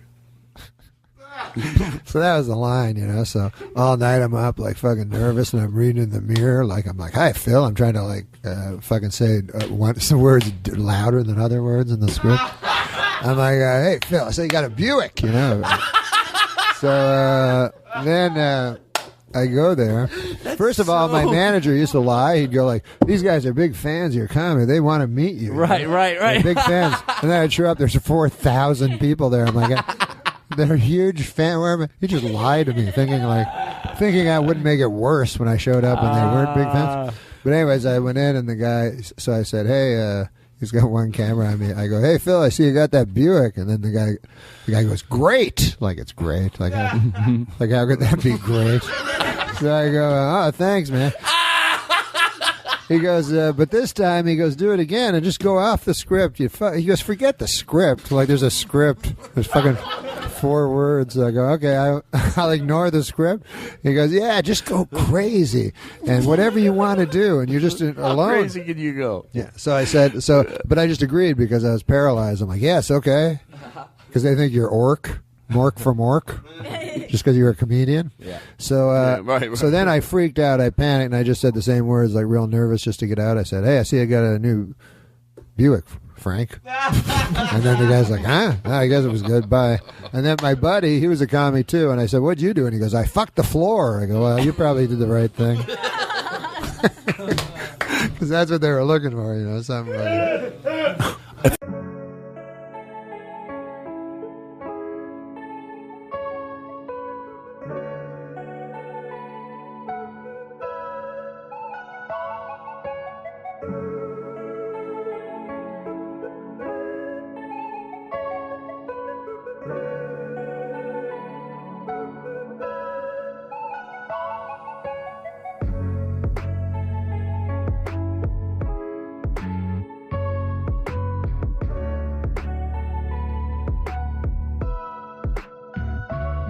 There's one other thing I'd like you to read, which is, I think, a chapter that really struck me. I'm speaking, totally genuinely. I read this chapter called The Final Chapter. The final chapter. It's called The Final Chapter. It's not the last chapter. Well, of the book, though. but it's called The Final Chapter, and it's not quite as long. It's not a funny. I don't think it's funny. But you don't always have to be funny. We're in a house of worship. I know, yeah. But I love that chapter because I feel like... I was Jewish. You were? I am Jewish. Oh, you were? Yeah. Oh, I didn't know that. I was Jewish for what happened? 2 years. Well, I knew a rabbi. Yeah? I had many, many biblical questions when I was young, and they were never answered I was Presbyterian. They were never answered by my pastors and stuff. And then I met a fellow that was Jewish, and he introduced me to his rabbi. And so if I had a question, then like one time I had a question about the Lord's Prayer, and I said there was a line in the Lord's Prayer that said, "Lead us not into temptation," and so I thought that it was without God's ability to lead us into temptation, and I asked the rabbi the question. I said, how could God lead us into temptation? It doesn't make sense to me. And he said, I'll get back to you. And then you converted. They study, I went to... So can I set this chapter up briefly? Sure. Okay. So what I love about this chapter is that it, to me, you talk about facts and truth and on, but this is a very true chapter to me for some reason, even though it was ghostwritten, right? Uh-huh. So I would like you to read it for everybody. It wasn't really ghostwritten. Yeah. Okay. Was that what you were going to say? I wanted to say something better, to be totally honest. I'm still kind of moved by, you read this tiny white coffin thing, and we're all laughing, and then you go, oh, that kind of happened. That's very... But what did you like about that? Start again. Okay. I just find in that chapter, it's so rare for people to be so aware of their place in life, and so self-aware, and to be actually able to... Well, I was forced to, during writing of an autobiography, which is, it's your life, I was forced to ask myself questions and find out if I was happy or unhappy or content or malcontent or... So anyways, this is what I came up with. Yeah. There is the way things are, and then the way things appear. And it is the way things appear, even when false, that is often the truest. If I am remembered, I will always be... If I am remembered, it will always be for my 4 years I spent at Saturday Night Live. And maybe even more than that, by the events surrounding my departure from that program. As long as SNL exists, then so do I. When people come to see me do stand-up, it is because somewhere in their memory I live on SNL, dressed as a young Burt Reynolds, insisting Alex Trebek refer to me as Turd Ferguson. And they come to see me, and I am old and fat, and I don't mention SNL, and I do my answering machine joke that always does well. And they are happily disappointed, and after the show, they stand beside me and take pictures, the way you would with a donkey at the side of a road.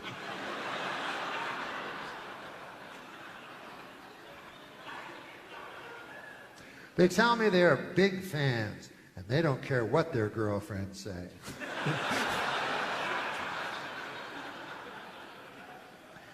They understand me, even though they know good and well that no one else does.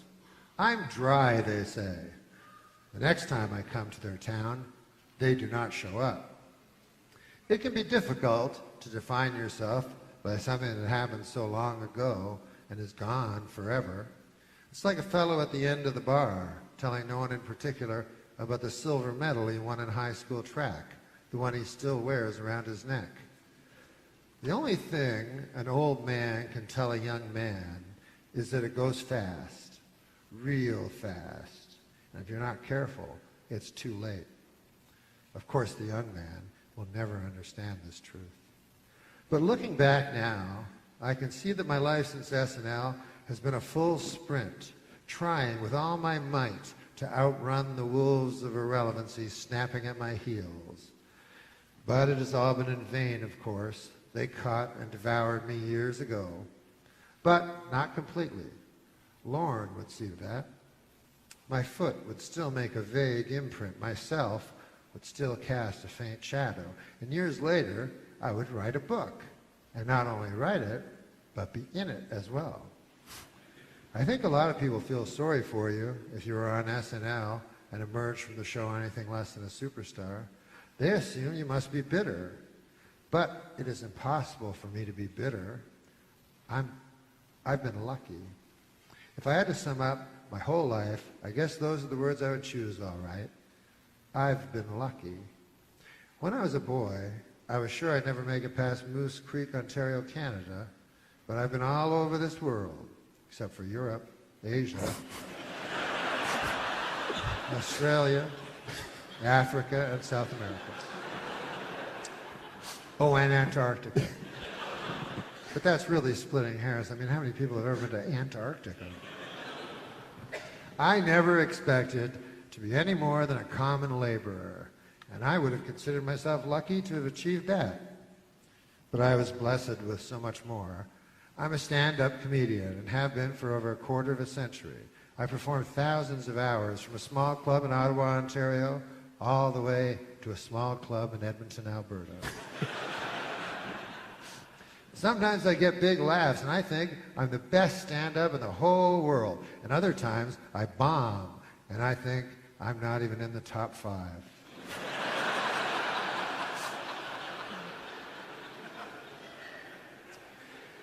Before I was famous, I had a whole bunch of jobs where all I needed was boots. People would look right past me in the street, or if they did look at me, it was with a mean look. But when I got famous, people would look at me and smile and wonder where they knew me from. If they flat out recognized me, they'd laugh and dance like they'd won a prize. And I'd just stand there and smile and feel warmth from their love. So the fame made the world, which is a real cold place, a little less cold. And as for my gambling, it is true, I lost it all a few times. But that's because I always took the long shot and I never came in. But I still have some time before I cross that river. And if you're at the table and you're rolling them bones, and there's no money in playing it safe, you have to take all your chips and put them on double six and watch as every eye goes to you and then to those red dice doing their wild dance in freezing time before finding the cruel green felt. I've been lucky. I need your love. You free my mind. I need your love. Yeah, you free my mind.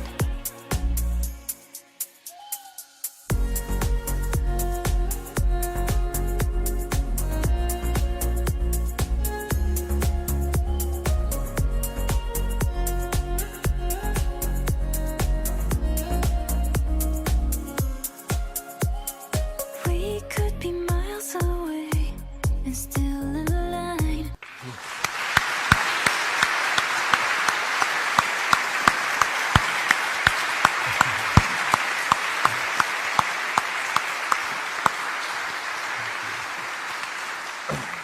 Beautiful chapter. and Thank you it's- for clapping. Yeah. It makes me feel nice. I was watching on YouTube today. You going on Letterman? Well, I don't know. YouTube's fun, man. Yeah. It was. You know what I'm listening to now a lot, Tommy? I'm listening to audio tapes of Lyndon Johnson. Really? Okay. Well, now I understand why that. I believe that you actually do watch this website now. yeah. Really? What do you mean? Really? Yeah. Really? He put in the system, that brought Nixon down, He put in the tape system. Yeah. He Okay. did. And his are way more entertaining than Nixon's. So he put it in. That's kind of interesting. That sounds like kind of what you build a system to record.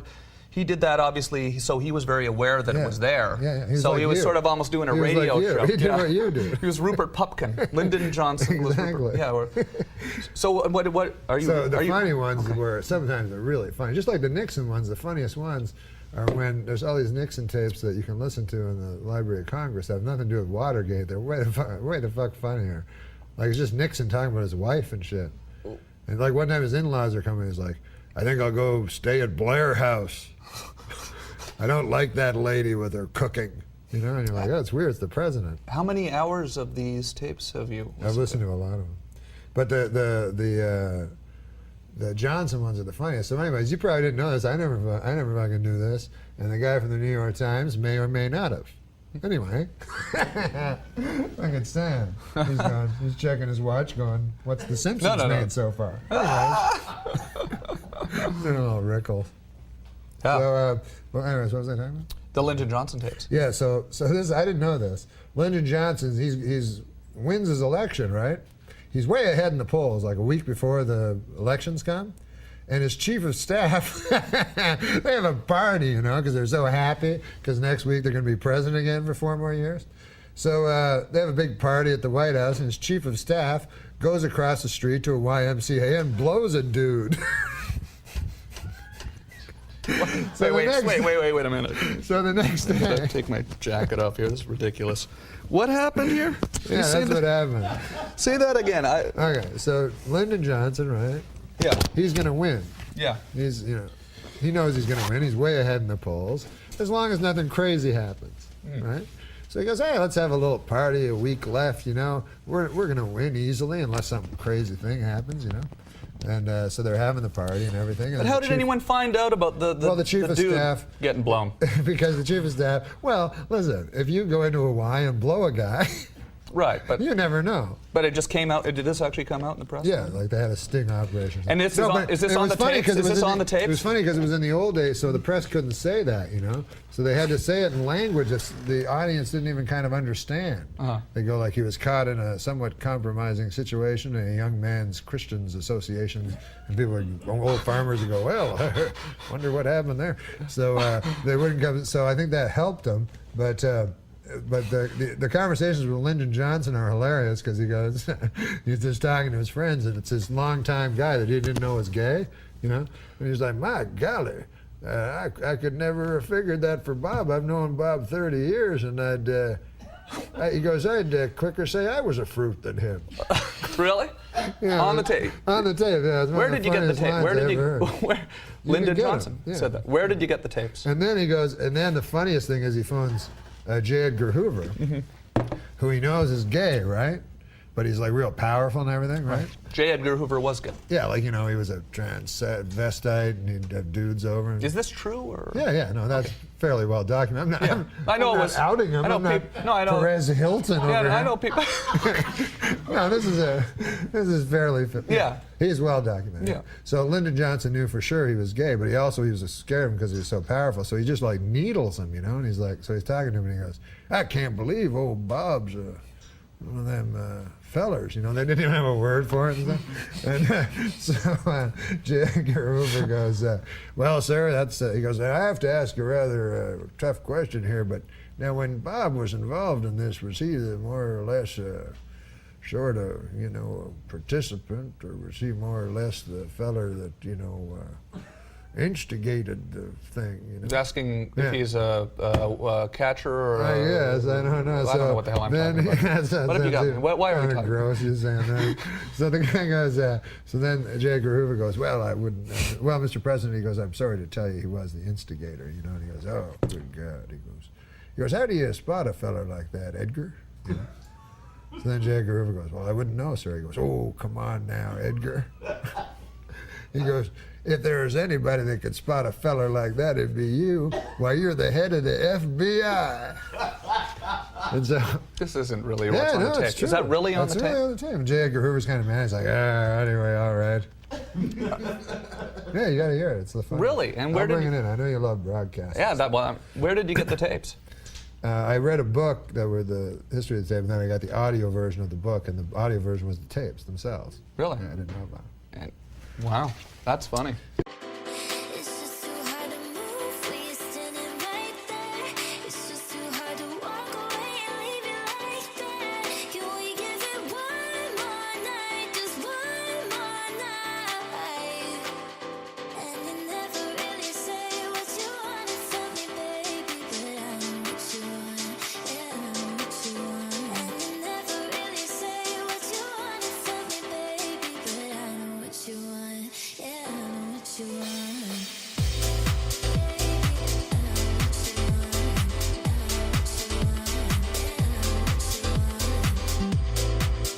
Bob Dole's here to talk to that damn dirty beatnik Howard Stern. Try to get the youth vote. That's it. Right, and what's your appeal to the youth? What's going to make you get the youth, the young voters out there to vote for Bob Dole? Cigarettes for everybody. That's what these young punks want, cigarettes. That's what Bob Dole will give them. Cigarettes, everybody. That's it. Every time you come up here, you seem to be revealing more and more. What's going on? Are these stories like all planned in advance? You save them for the show, or? No, I don't know what I'm talking about. I should plan something out. I mean, what kind of reactions have people been giving you now since you've been coming up here? About the thing? Like your last story that when you came up here, and I mean, geez, you had a bunch of stories today. Yeah. I mean, you revealed the bathroom story. People love it. It's cool, you know, because people listen to the show, so they see it and they say, "Hey, man, that's thing, right?" Nice bathroom story. Yes. Yeah, that was a gross story I said today. Yeah. When I heard that comic, I couldn't believe you were going to keep doing it. Yeah, it was a kind of a gross story. Well, it was a good story, though.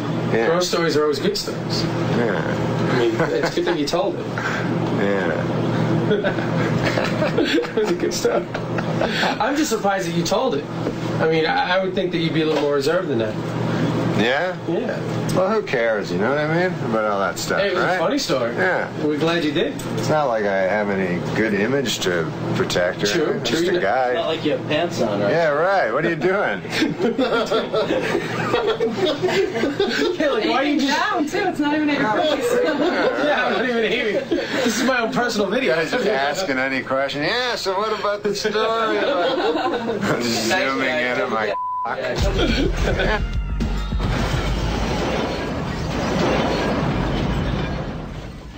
Howard after getting fired.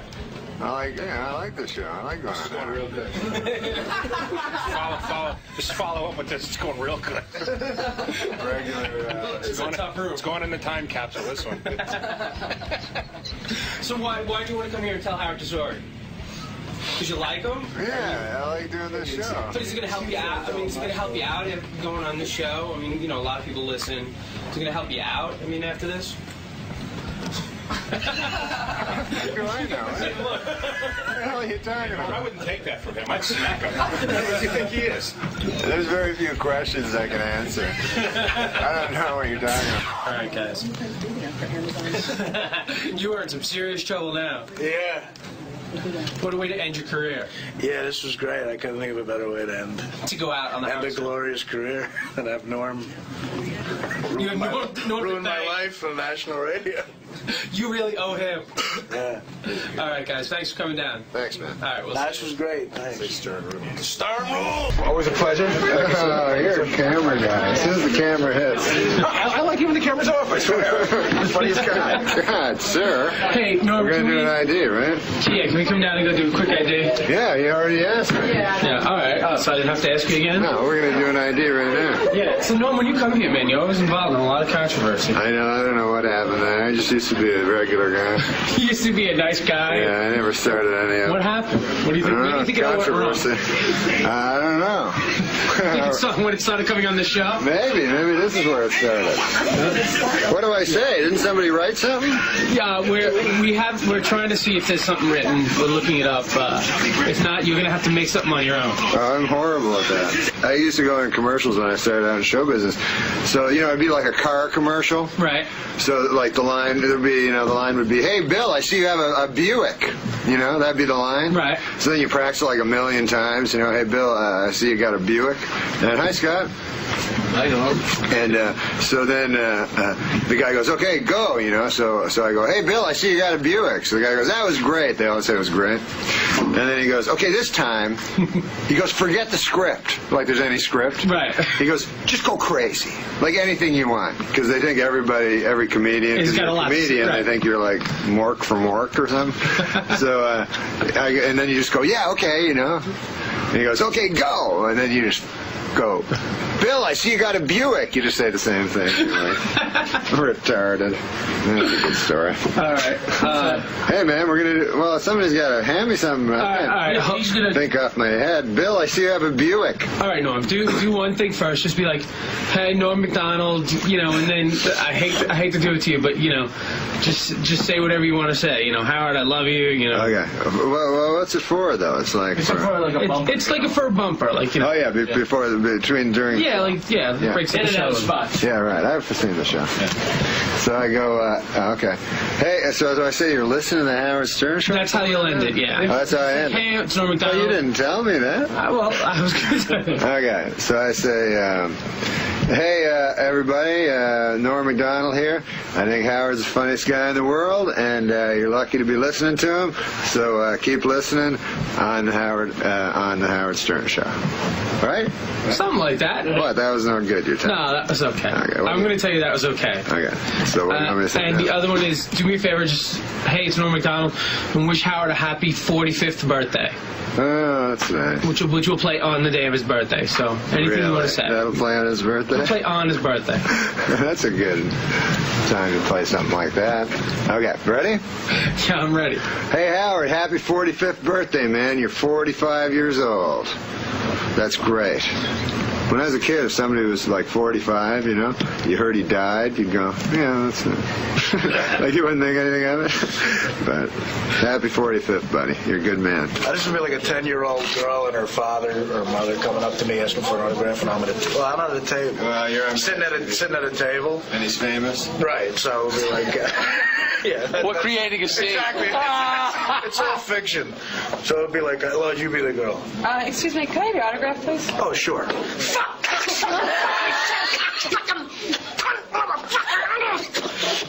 What's your name? I'm going to wind up in rehab. It was so good. You guys are so good, man. What's up, Artie? How's it going? You remember Artie? You guys are still friends? Since when? You mean after what? You mean after your last appearance? After, yeah, well... Yeah, we're very friendly. We're show business friends. Except he wouldn't go on, we had a problem because I had this TV show. Right. And Artie was supposed to be in it. And he's not. No, he screwed me. What? I didn't screw anybody. It was strictly a business decision on my part. But I would love to be on Norm's show. What was the business decision? He wanted to do some movie. with Chris O'Donnell instead. So you're mad at him? No, he's a good man. Do you hold a grudge or anything like that? Nah, he's a good guy. I think he seems a little aggravated. I don't know. I mean, but we still talk and everything. Because I can get that sent for him. Who's Michelle Greppy? Yeah, you got a bad review in the paper by Michelle Greppy. She hates you. Yeah. What'd she say? But the Tell New me York something. Times loves me. But Michelle Greppy hates me. What's something Michelle said? She says, all the charm of a date rapist. But a date rapist has to have charm, right? That's true. A date rapist has to have a lot of charm, right? I would imagine so. Real rapists don't, but date rapists. They have to have enough charm to get you on a date. They gotta get you on a date, exactly. He took your punchline. So Norm, what brings you down here today? I'm gonna go on this Howard show and promote my. I love how this is a 2-camera shoot.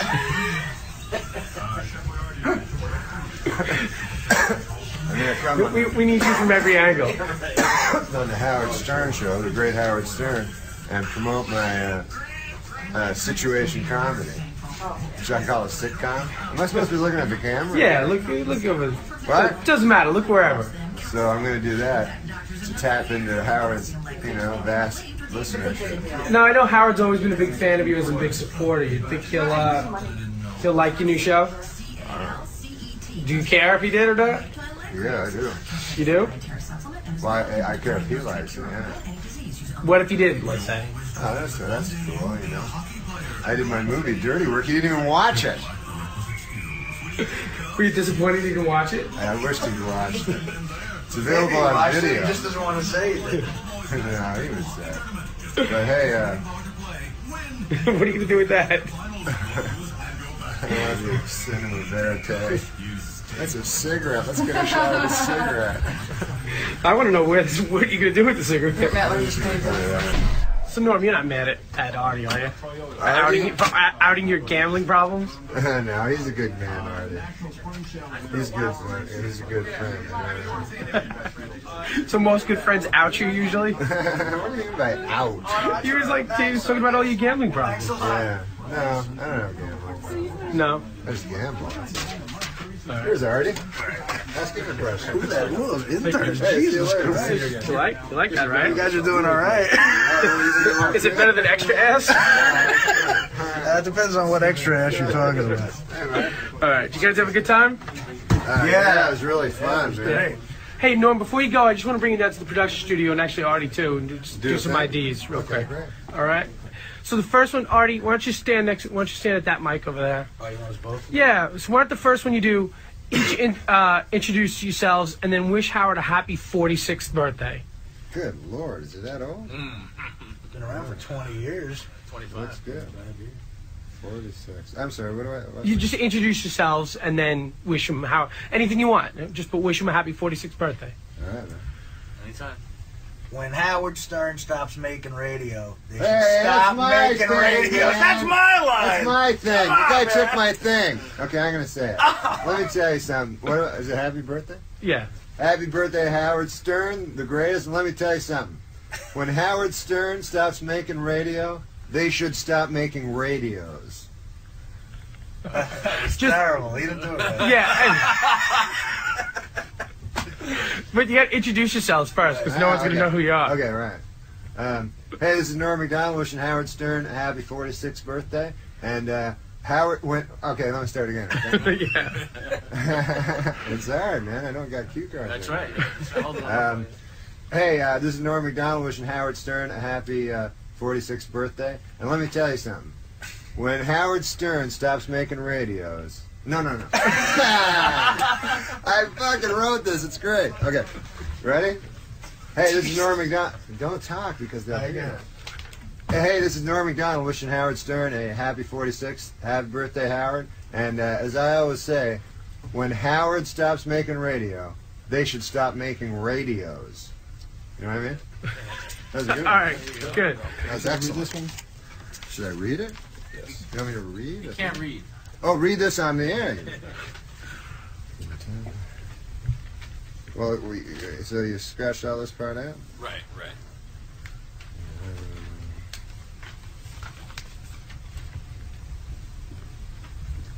I don't understand what it means. Please check back with me in 2 weeks, because maybe at that point I'll need help. Is that the joke? I guess that might be the joke. I gotta know the joke so I know how to say it. Okay. Is this gonna sound like it's my idea, though? Yeah, but we write it, so it doesn't matter. Yeah, as long as Howard knows you guys. Yeah. Howard proves it. Oh, okay, cool. Should I just say it? Yeah.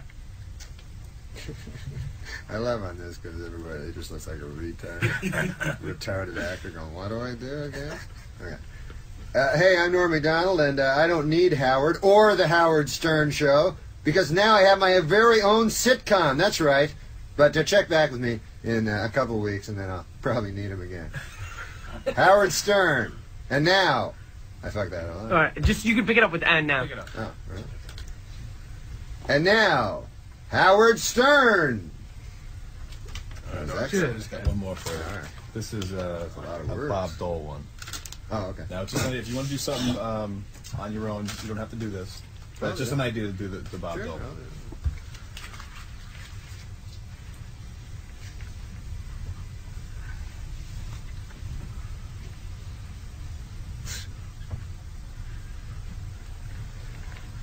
I'll try to do this. I don't know if I can do Dole that well. Purple. Okay. Hi, this is Bob Dole. I'm the guy who could have been president of this great country. But all of you rejected me because I was a cripple. That's right. Well, you may not be rid of me yet because my wife, Liberty Dole, is going to run for the presidency. Ain't that a boot in the ass? I'll be in the White House and not have to do a lick of the work. You heard me. Plus, I got a fresh supply of Viagra. That's right. Anybody got Monica Lewinsky's phone number? I want to try that cigar trick. Except with my pen, because I was a cripple. That's right. Well, you may not be rid of me yet, because my wife, Liberty Dole, is going to run for the presidency. Ain't that a boot in the ass? I'll be in the White House and not have to do a lick of the work. You heard me. Plus, I got a fresh supply of Viagra. That's right. Anybody got Monica Lewinsky's phone number? I want to try that cigar trick. Except with my pen. You're listening to a man who doesn't need Viagra, but he sure could use a penile implant. Howard Stern. That was good. Oh, there you go. One quick thing. Great. And it's just one more, actually.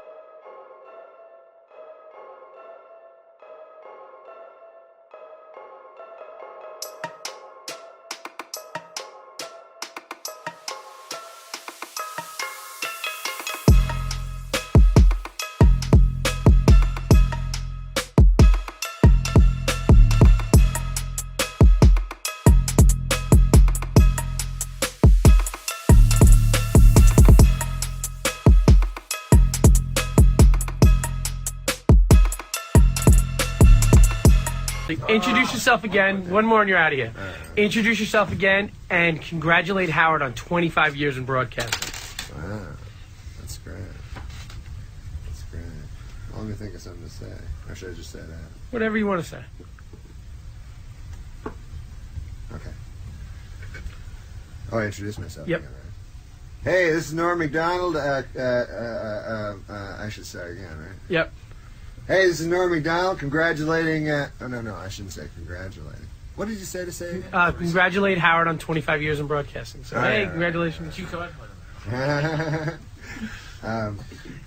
Hey, this is Norm MacDonald, and Howard, I want to congratulate you on 25 years. Did you say broadcasting? Broadcasting. Hi, this is Norm MacDonald. I want to wish Howard, I want to wish you congratulations on 25 years in broadcasting. That's great. And when they stop making, I should do that part, right? I'm going to do that part. That's good. Okay. Hey, Howard, Norm MacDonald here, wishing you congratulations on 25 years in broadcasting. Let me tell you something, buddy. When you stop doing radio, they should stop making radios. That's right, you heard me. All right, great. You're all That's set. an excellent line. You heard me. That's a good one. Scott, good seeing you. Norm MacDonald's out front.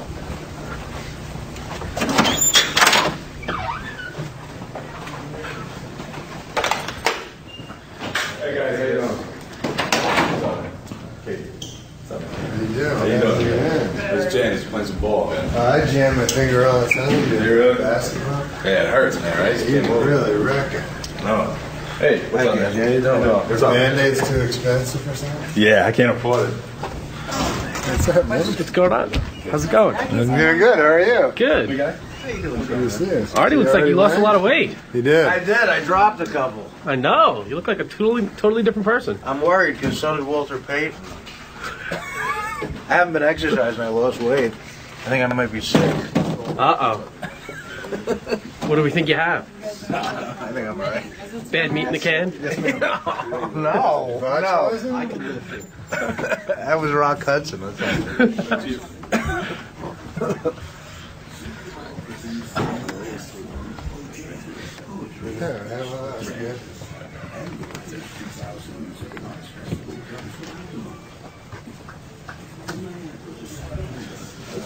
No, and this is a big entourage today. It's very unlike you. I know. Who is everybody here? Artie. Well, Artie we know. Right. Laurie Joe. Danny Wilson. Danny Wilson. Who's this guy? I don't know this dude. What? Isn't he with you? No. We thought he was with you. He's about What to are you take doing here? I'm Stan from Paris. Who? Paris, France. You're from Paris? Yes. He's the last guy you'll see in your life. He's really not with you? No. Alright, what's your name? Stan. Stan, stay. Come out of here for a second. What brings you down here, Stan? How'd you get in? I don't speak very well English. I'm sorry. Oh, you don't?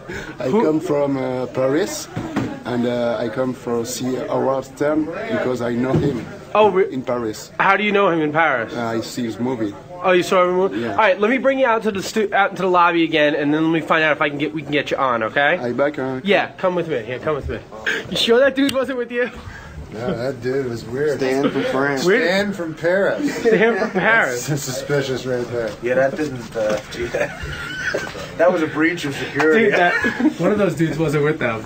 Who wasn't? That one, I think the tall guy at the end. Materialized. That is. You told me that, man. Well, I didn't realize until I had. I thought he was with you guys. I'm sorry. He's out in the lobby, Dave. Yeah, shall I let him back in? What? Shall I let him back in? Yeah, we'll let him sit back. What? How did he get in? He just walked in right behind you guys. Meanwhile, Norm and Artie are like in the safe. What about a guy down? We're on the elevator on the way up, right? And when I came in, there was some dude with a picture of me, and I signed it. So when we got on the elevator, the guy in the elevator goes, "So what are you signing autographs for, man?" I go, "I'm a celebrity." So he goes, "Yeah, I don't know who you are." I go, "No, that's all right." He goes, "Who are you, man?" He like pushes me. He like punched you? No, he didn't punch me. Just like pushed He was mad. It was hot. He was mad at me, man. And did you tell him who you are? Told him I was Rod Laver. Aussie tennis great, Rod Laver. We didn't sleep last night. We stayed up all night. Like the number of them? Oh, really? Yeah. So you came in no sleep? Yeah, we didn't sleep. We stayed up the entire day. Are you going to be fresh for the show? Yeah, we're tired. Great Howard. Continues to be great, right? So Norm, did you decide what you're going to do today? On Regis? Did you decide which of the Regis, things? I don't know. I'm gonna maybe mention something. Are you going to try to work something out? Yeah, I'm already like cowarding out on it. You chickening out? Are you coming? Yeah. Farther I get from Howard. Are you going to chicken out? Because you know he's going to be watching. Yeah, I'm going to try. I hope I remember. You know what I mean? All of a sudden your memory's going to go? Yeah. Then I get scared. I get back in real life. Outside the Howard. Outside our walls? Yeah, outside. Everything goes. Howard Studio. Who was that? Jackie. Hey, Jackie. See you later, buddy. See you later. Who is that, Jackie? Yeah. Where is it? There he is. Just yelling at you. You got a short haircut too now, man. Looks Yeah, well, good. it's so much easier. It is, right? You just wake up and that's it. Lord, you coming? More time for everything else. Exactly. See you guys. See you later, man. I'm going to go see Howard Stern and talk to him. The radio. What's going on, man? Anything new? Just what I told you. I just fucking told you. So you just here to hang out? No, I told you word for. You have it on tape. Why are you asking me? So you're here to talk to Howard? I'm here to What did I say? Anything in particular, though? No. No. I never think more than about 5 seconds ahead of time. Keep us on our toes. It should be good. I don't know. It might not be. We'll find out. It'll be fine. All right. All right. Thanks, man. Norm, good to see you. Thank you for Thank coming you in. very much. Mwah. It's good I to thought you were a see you. fan of me last time. No, why was like, what? I don't know. Oh, because of that whole Artie thing? I don't know. I think you're mad at me. I love you. Mad at me. I'm not mad at you at all. Norm, how'd it go, man? It was good. It was fun. Hey, How are you? Steve, how are you, buddy? Great to see you. Good to see you, Steve. Now, after reading that article Hi, about Lisa. Artie, are you a little concerned about him? You worried? No, I'm not worried about it. Not at all? Do you think going out to Vegas with him after reading that is a good idea? I go to Vegas with Artie if he wants to go. Sure. You think he's in a good place right now? A good place? I'm not a, what, that sounds like mentally. I'm not a psychiatrist. What the fuck would I know? Well, you're good friends with him, right? Yeah, but I don't know that. I can't, I'm not a psychiatrist. I don't know about that shit. Alright, so you had fun I just today? know if a guy's smiling, I figure he's happy. And if he frowns, I figure he's sad. Yes, it was all smiles today. Artie seems to smile, so I'll take his smile at its word. Alright, so you had fun in there, man?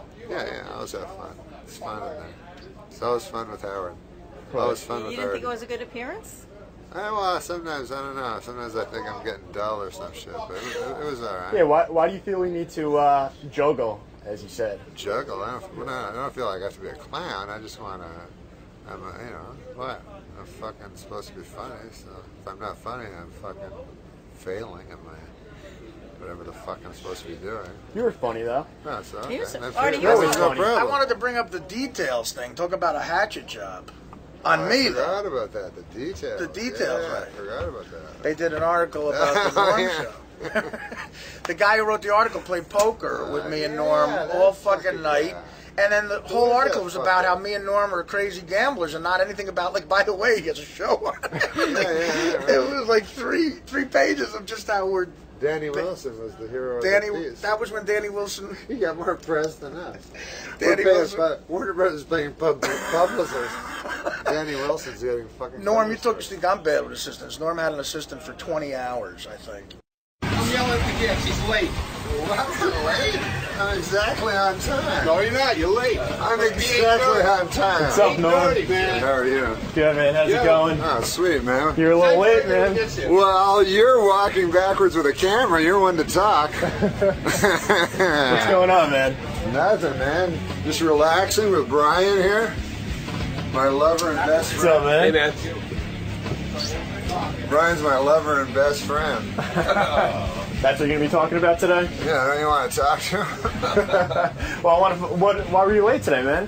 I'm not late. Howard says you're What late. time you got? 8:45. What? I think you're booked for 8:30. 8:30?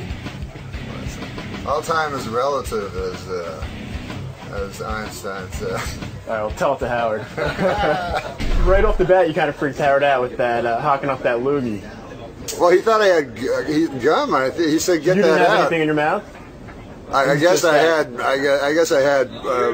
brown hot virus. And what'd you do? You threw it at him? You threw it in his direction? No, I didn't throw it in his direction. You're misrepresenting everything. I tossed it because I realized it was hot with virus. Could have given yourself sickness. Brian is a germophobic. Definitely a germaphobe. Norm, absolutely, you gotta be. Why? What do you got? What do I got? Yeah. Well, I don't have any disease, unless you consider feline immune deficiency syndrome a disease. All right, pal. Respect. Yeah, I have FIDS. You know what that is? No. My cat had it. It's AIDS for cats. It's called FIDS. And the funny thing about it is, it has the same incubation period as AIDS. All right? So it takes you like 9 or 10 years to die, but a fucking cat only lives 9 or 10 years. So So really, So is it really a if you're disease? going to get immune deficiency syndrome, it's better to be a cat because it really only shaves the last couple of months off your life. But you know, why do you keep sticking a camera in my face? It's my job. Hoping I'll say something. You're saying funny shit. All right, man. So you had a good time today? It was fantastic, man. I always love being on Howard Stern. He's the best. Love Artie, love Fred, love Robin Quivers. Love everybody Why did here. you date her? What? Why did you date her? Why did I date her?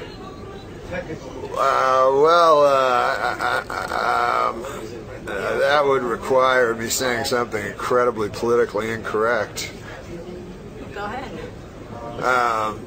I usually don't date shorter women. I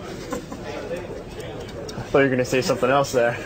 Well, that's your racism bubbling to the surface. My God, I don't know what thoughts go through your head, but...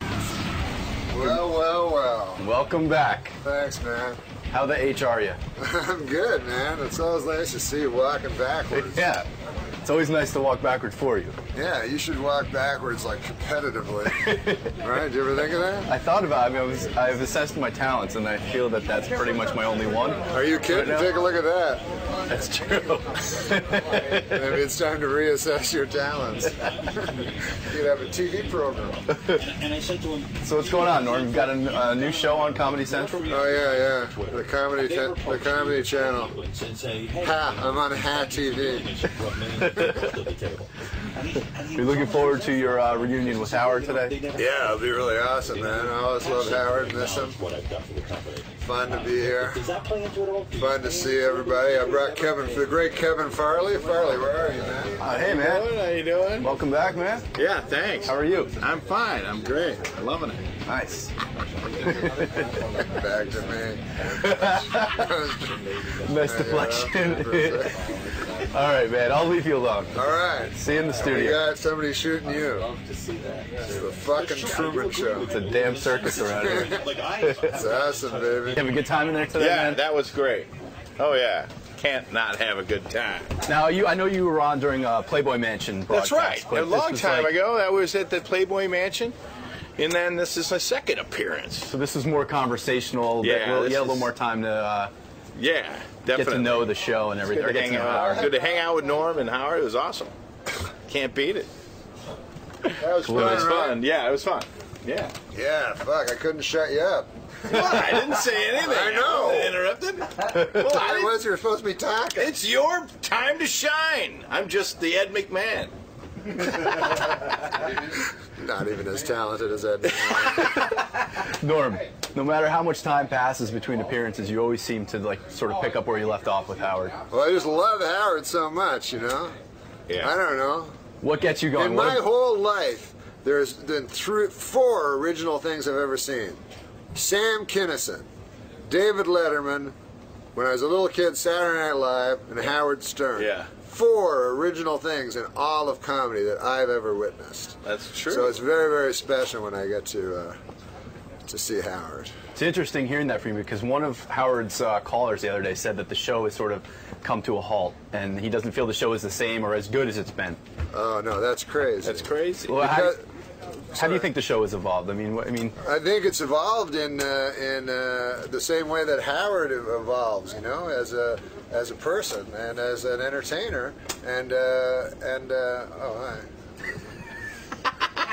So he's just evolving as a human being, as a comedian. That's the fucking greatest, you know, because I come from a place where stand-ups just do the same fucking act, you know, forever, and I always try to change my act all the time. You know, but I'm not even close to Howard, man. You know, and also when a guy fucking does comedy fucking 4 hours a day, I don't know why the fuck he's not getting a comedy award. I'll tell you that. Because he's in a sense just improvising for 4 or 5 hours every single day. Yeah. 4 days a week. Yeah. Compared to a guy that fucking reads a script and pretends, what the fuck is that? That guy could not even be funny in the least. All he could do is know how to read well. You know what I mean? So what Howard does is completely original and completely... Yes, it's completely original. You know, a guy told me once he didn't like Howard, you know, But he said, you gotta admit, he said, I do have to admit he's original. And I said, nothing's greater than that. How fucking impossible is it to be original? You know, I wish I could be fucking original. It's like the greatest thing in the world, you know? Well, Howard seems to share that respect. There seems to be a very much a mutual respect between the two of you. I mean, I haven't heard him laugh that loud in quite a while. Yeah. So. Well, Howard's great. You know, when Howard laughs, it's like when I first got on Letterman, and Letterman laughs. There's very few people like when you... You know, when I was asked to host the Canadian Screen Awards, I called my good friend Chris Rock, and I said to him, I've got some great news, Chris. I'm going to Canada. And he said, I've got some great news, too. I'm hosting the Oscars. What are you doing in Canada? And I said, you know, visiting some family, friends. The usual.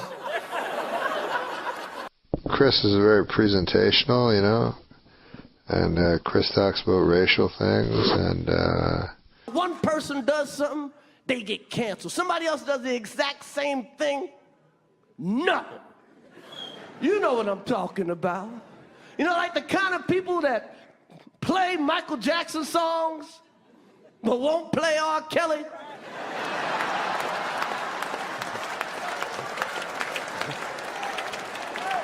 Same crime.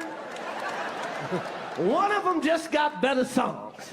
See, there was a number of artists and people who, so for instance, Gary Glitter was caught doing inappropriate things, and his music career, you know, rightly sort of ended almost overnight. Maybe. Did he have? If it had been T-Rex who had committed those crimes, I still think.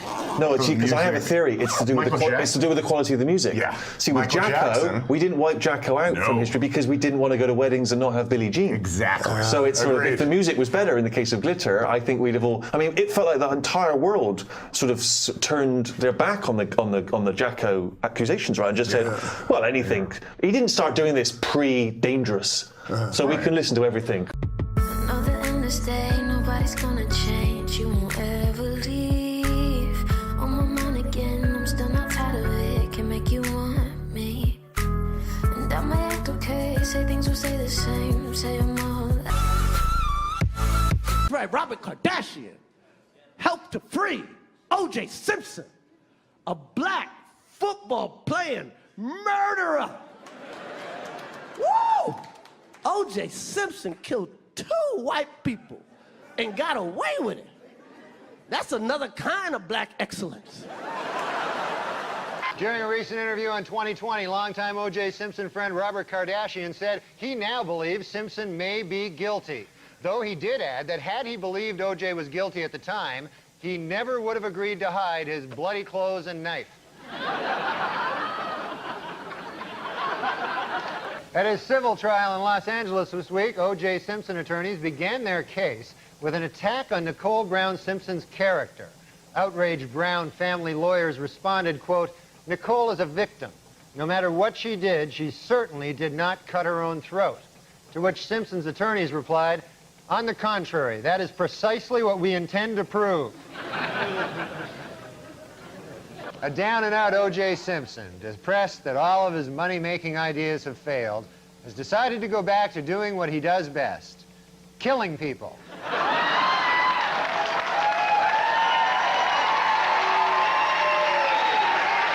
Man, I was in the airplane. I was flying, and you know they have those. I was saying about I know what I was talking about the emergency exit rows. Because the stewardess, that's where we all got into this mess in the first place. The stewardess, or the flight attendant, comes to you, and the flight attendant says to you, listen, in case the plane crashes and, a flood of gray-black smoke races down the fuselage towards your lungs, would you mind letting everyone else out before you?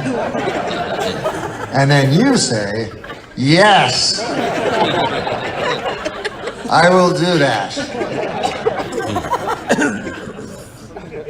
Funny thing is, I was going to ask you if I could do that. That's the funny thing. Before you asked me, I was going to ask you, because I feel it's well worth the extra 1.5 inches of leg room.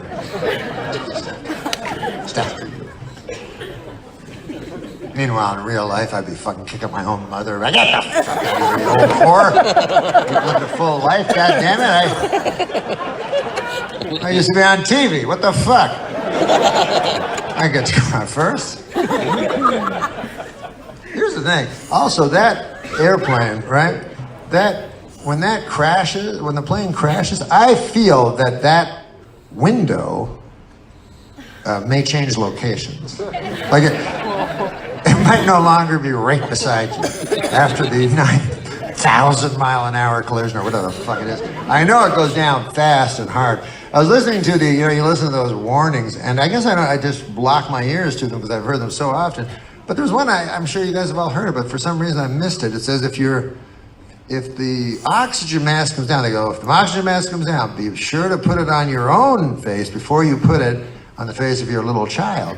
And I was like, God damn, that was my plan. You have to blab it to everybody. But anyway, I think it's just to make you feel better because, the things they tell you, They go, by the way, in case of a big crash, don't forget that your seat cushion is also a boat. Who the fuck believes that? Go, hey, honey, man, you're going to be cheap at the cottage this year. I just bought us 5 boats. And of course, that never happened. You ever hear fucking, hey, you turn on the news, hey, a plane crashed in the Pacific. But don't worry, everybody floating around on their fucking boats. They listen to the lady. Everything's cool, everything's fine. No, everything's, you have no chance. If a plane crashes, right? Think about this, you ever see a plane crash? They take pictures of it, videos. They don't care. And that's because you never see a body in a plane crash, and that's because the speed vaporizes everything. So that there's nothing that even resembles a human being. It's just a whole bunch of, I don't know, it's stuff. It's stuff, that's what it is. It's a plane load of stuff. They go in, they go, God damn, there's a lot of stuff in this fucking plane. And then, the loved ones of the victims, they want the stuff. They don't call it stuff, they call it remains. It's a nice word for stuff. Ashes to ashes, stuff to stuff. They want the remains, and I understand that, you know what I mean? Like they go, oh God, man, I can't get to sleep because my firstborn Mitchell, I love him so much, I can't even get to sleep because I keep thinking of his final minutes on that airplane. If only I could see his remains.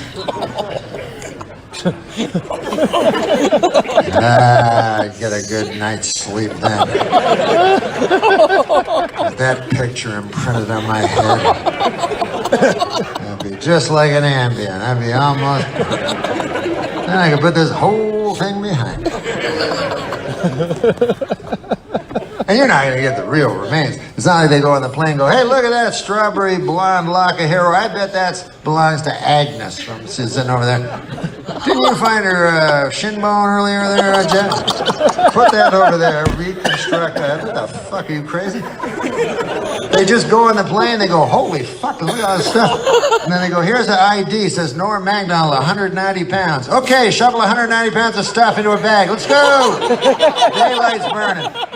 Stamp Norm on the side of that one and send it off to his mother. His mother wants to see it. And then my mother gets it and goes, oh, excellent. Good. Wow. Now I can look back and laugh at it. Hey, I don't remember Norm having 3 eyeballs. I guess none of us really knew him after all. Each one a stranger from the other.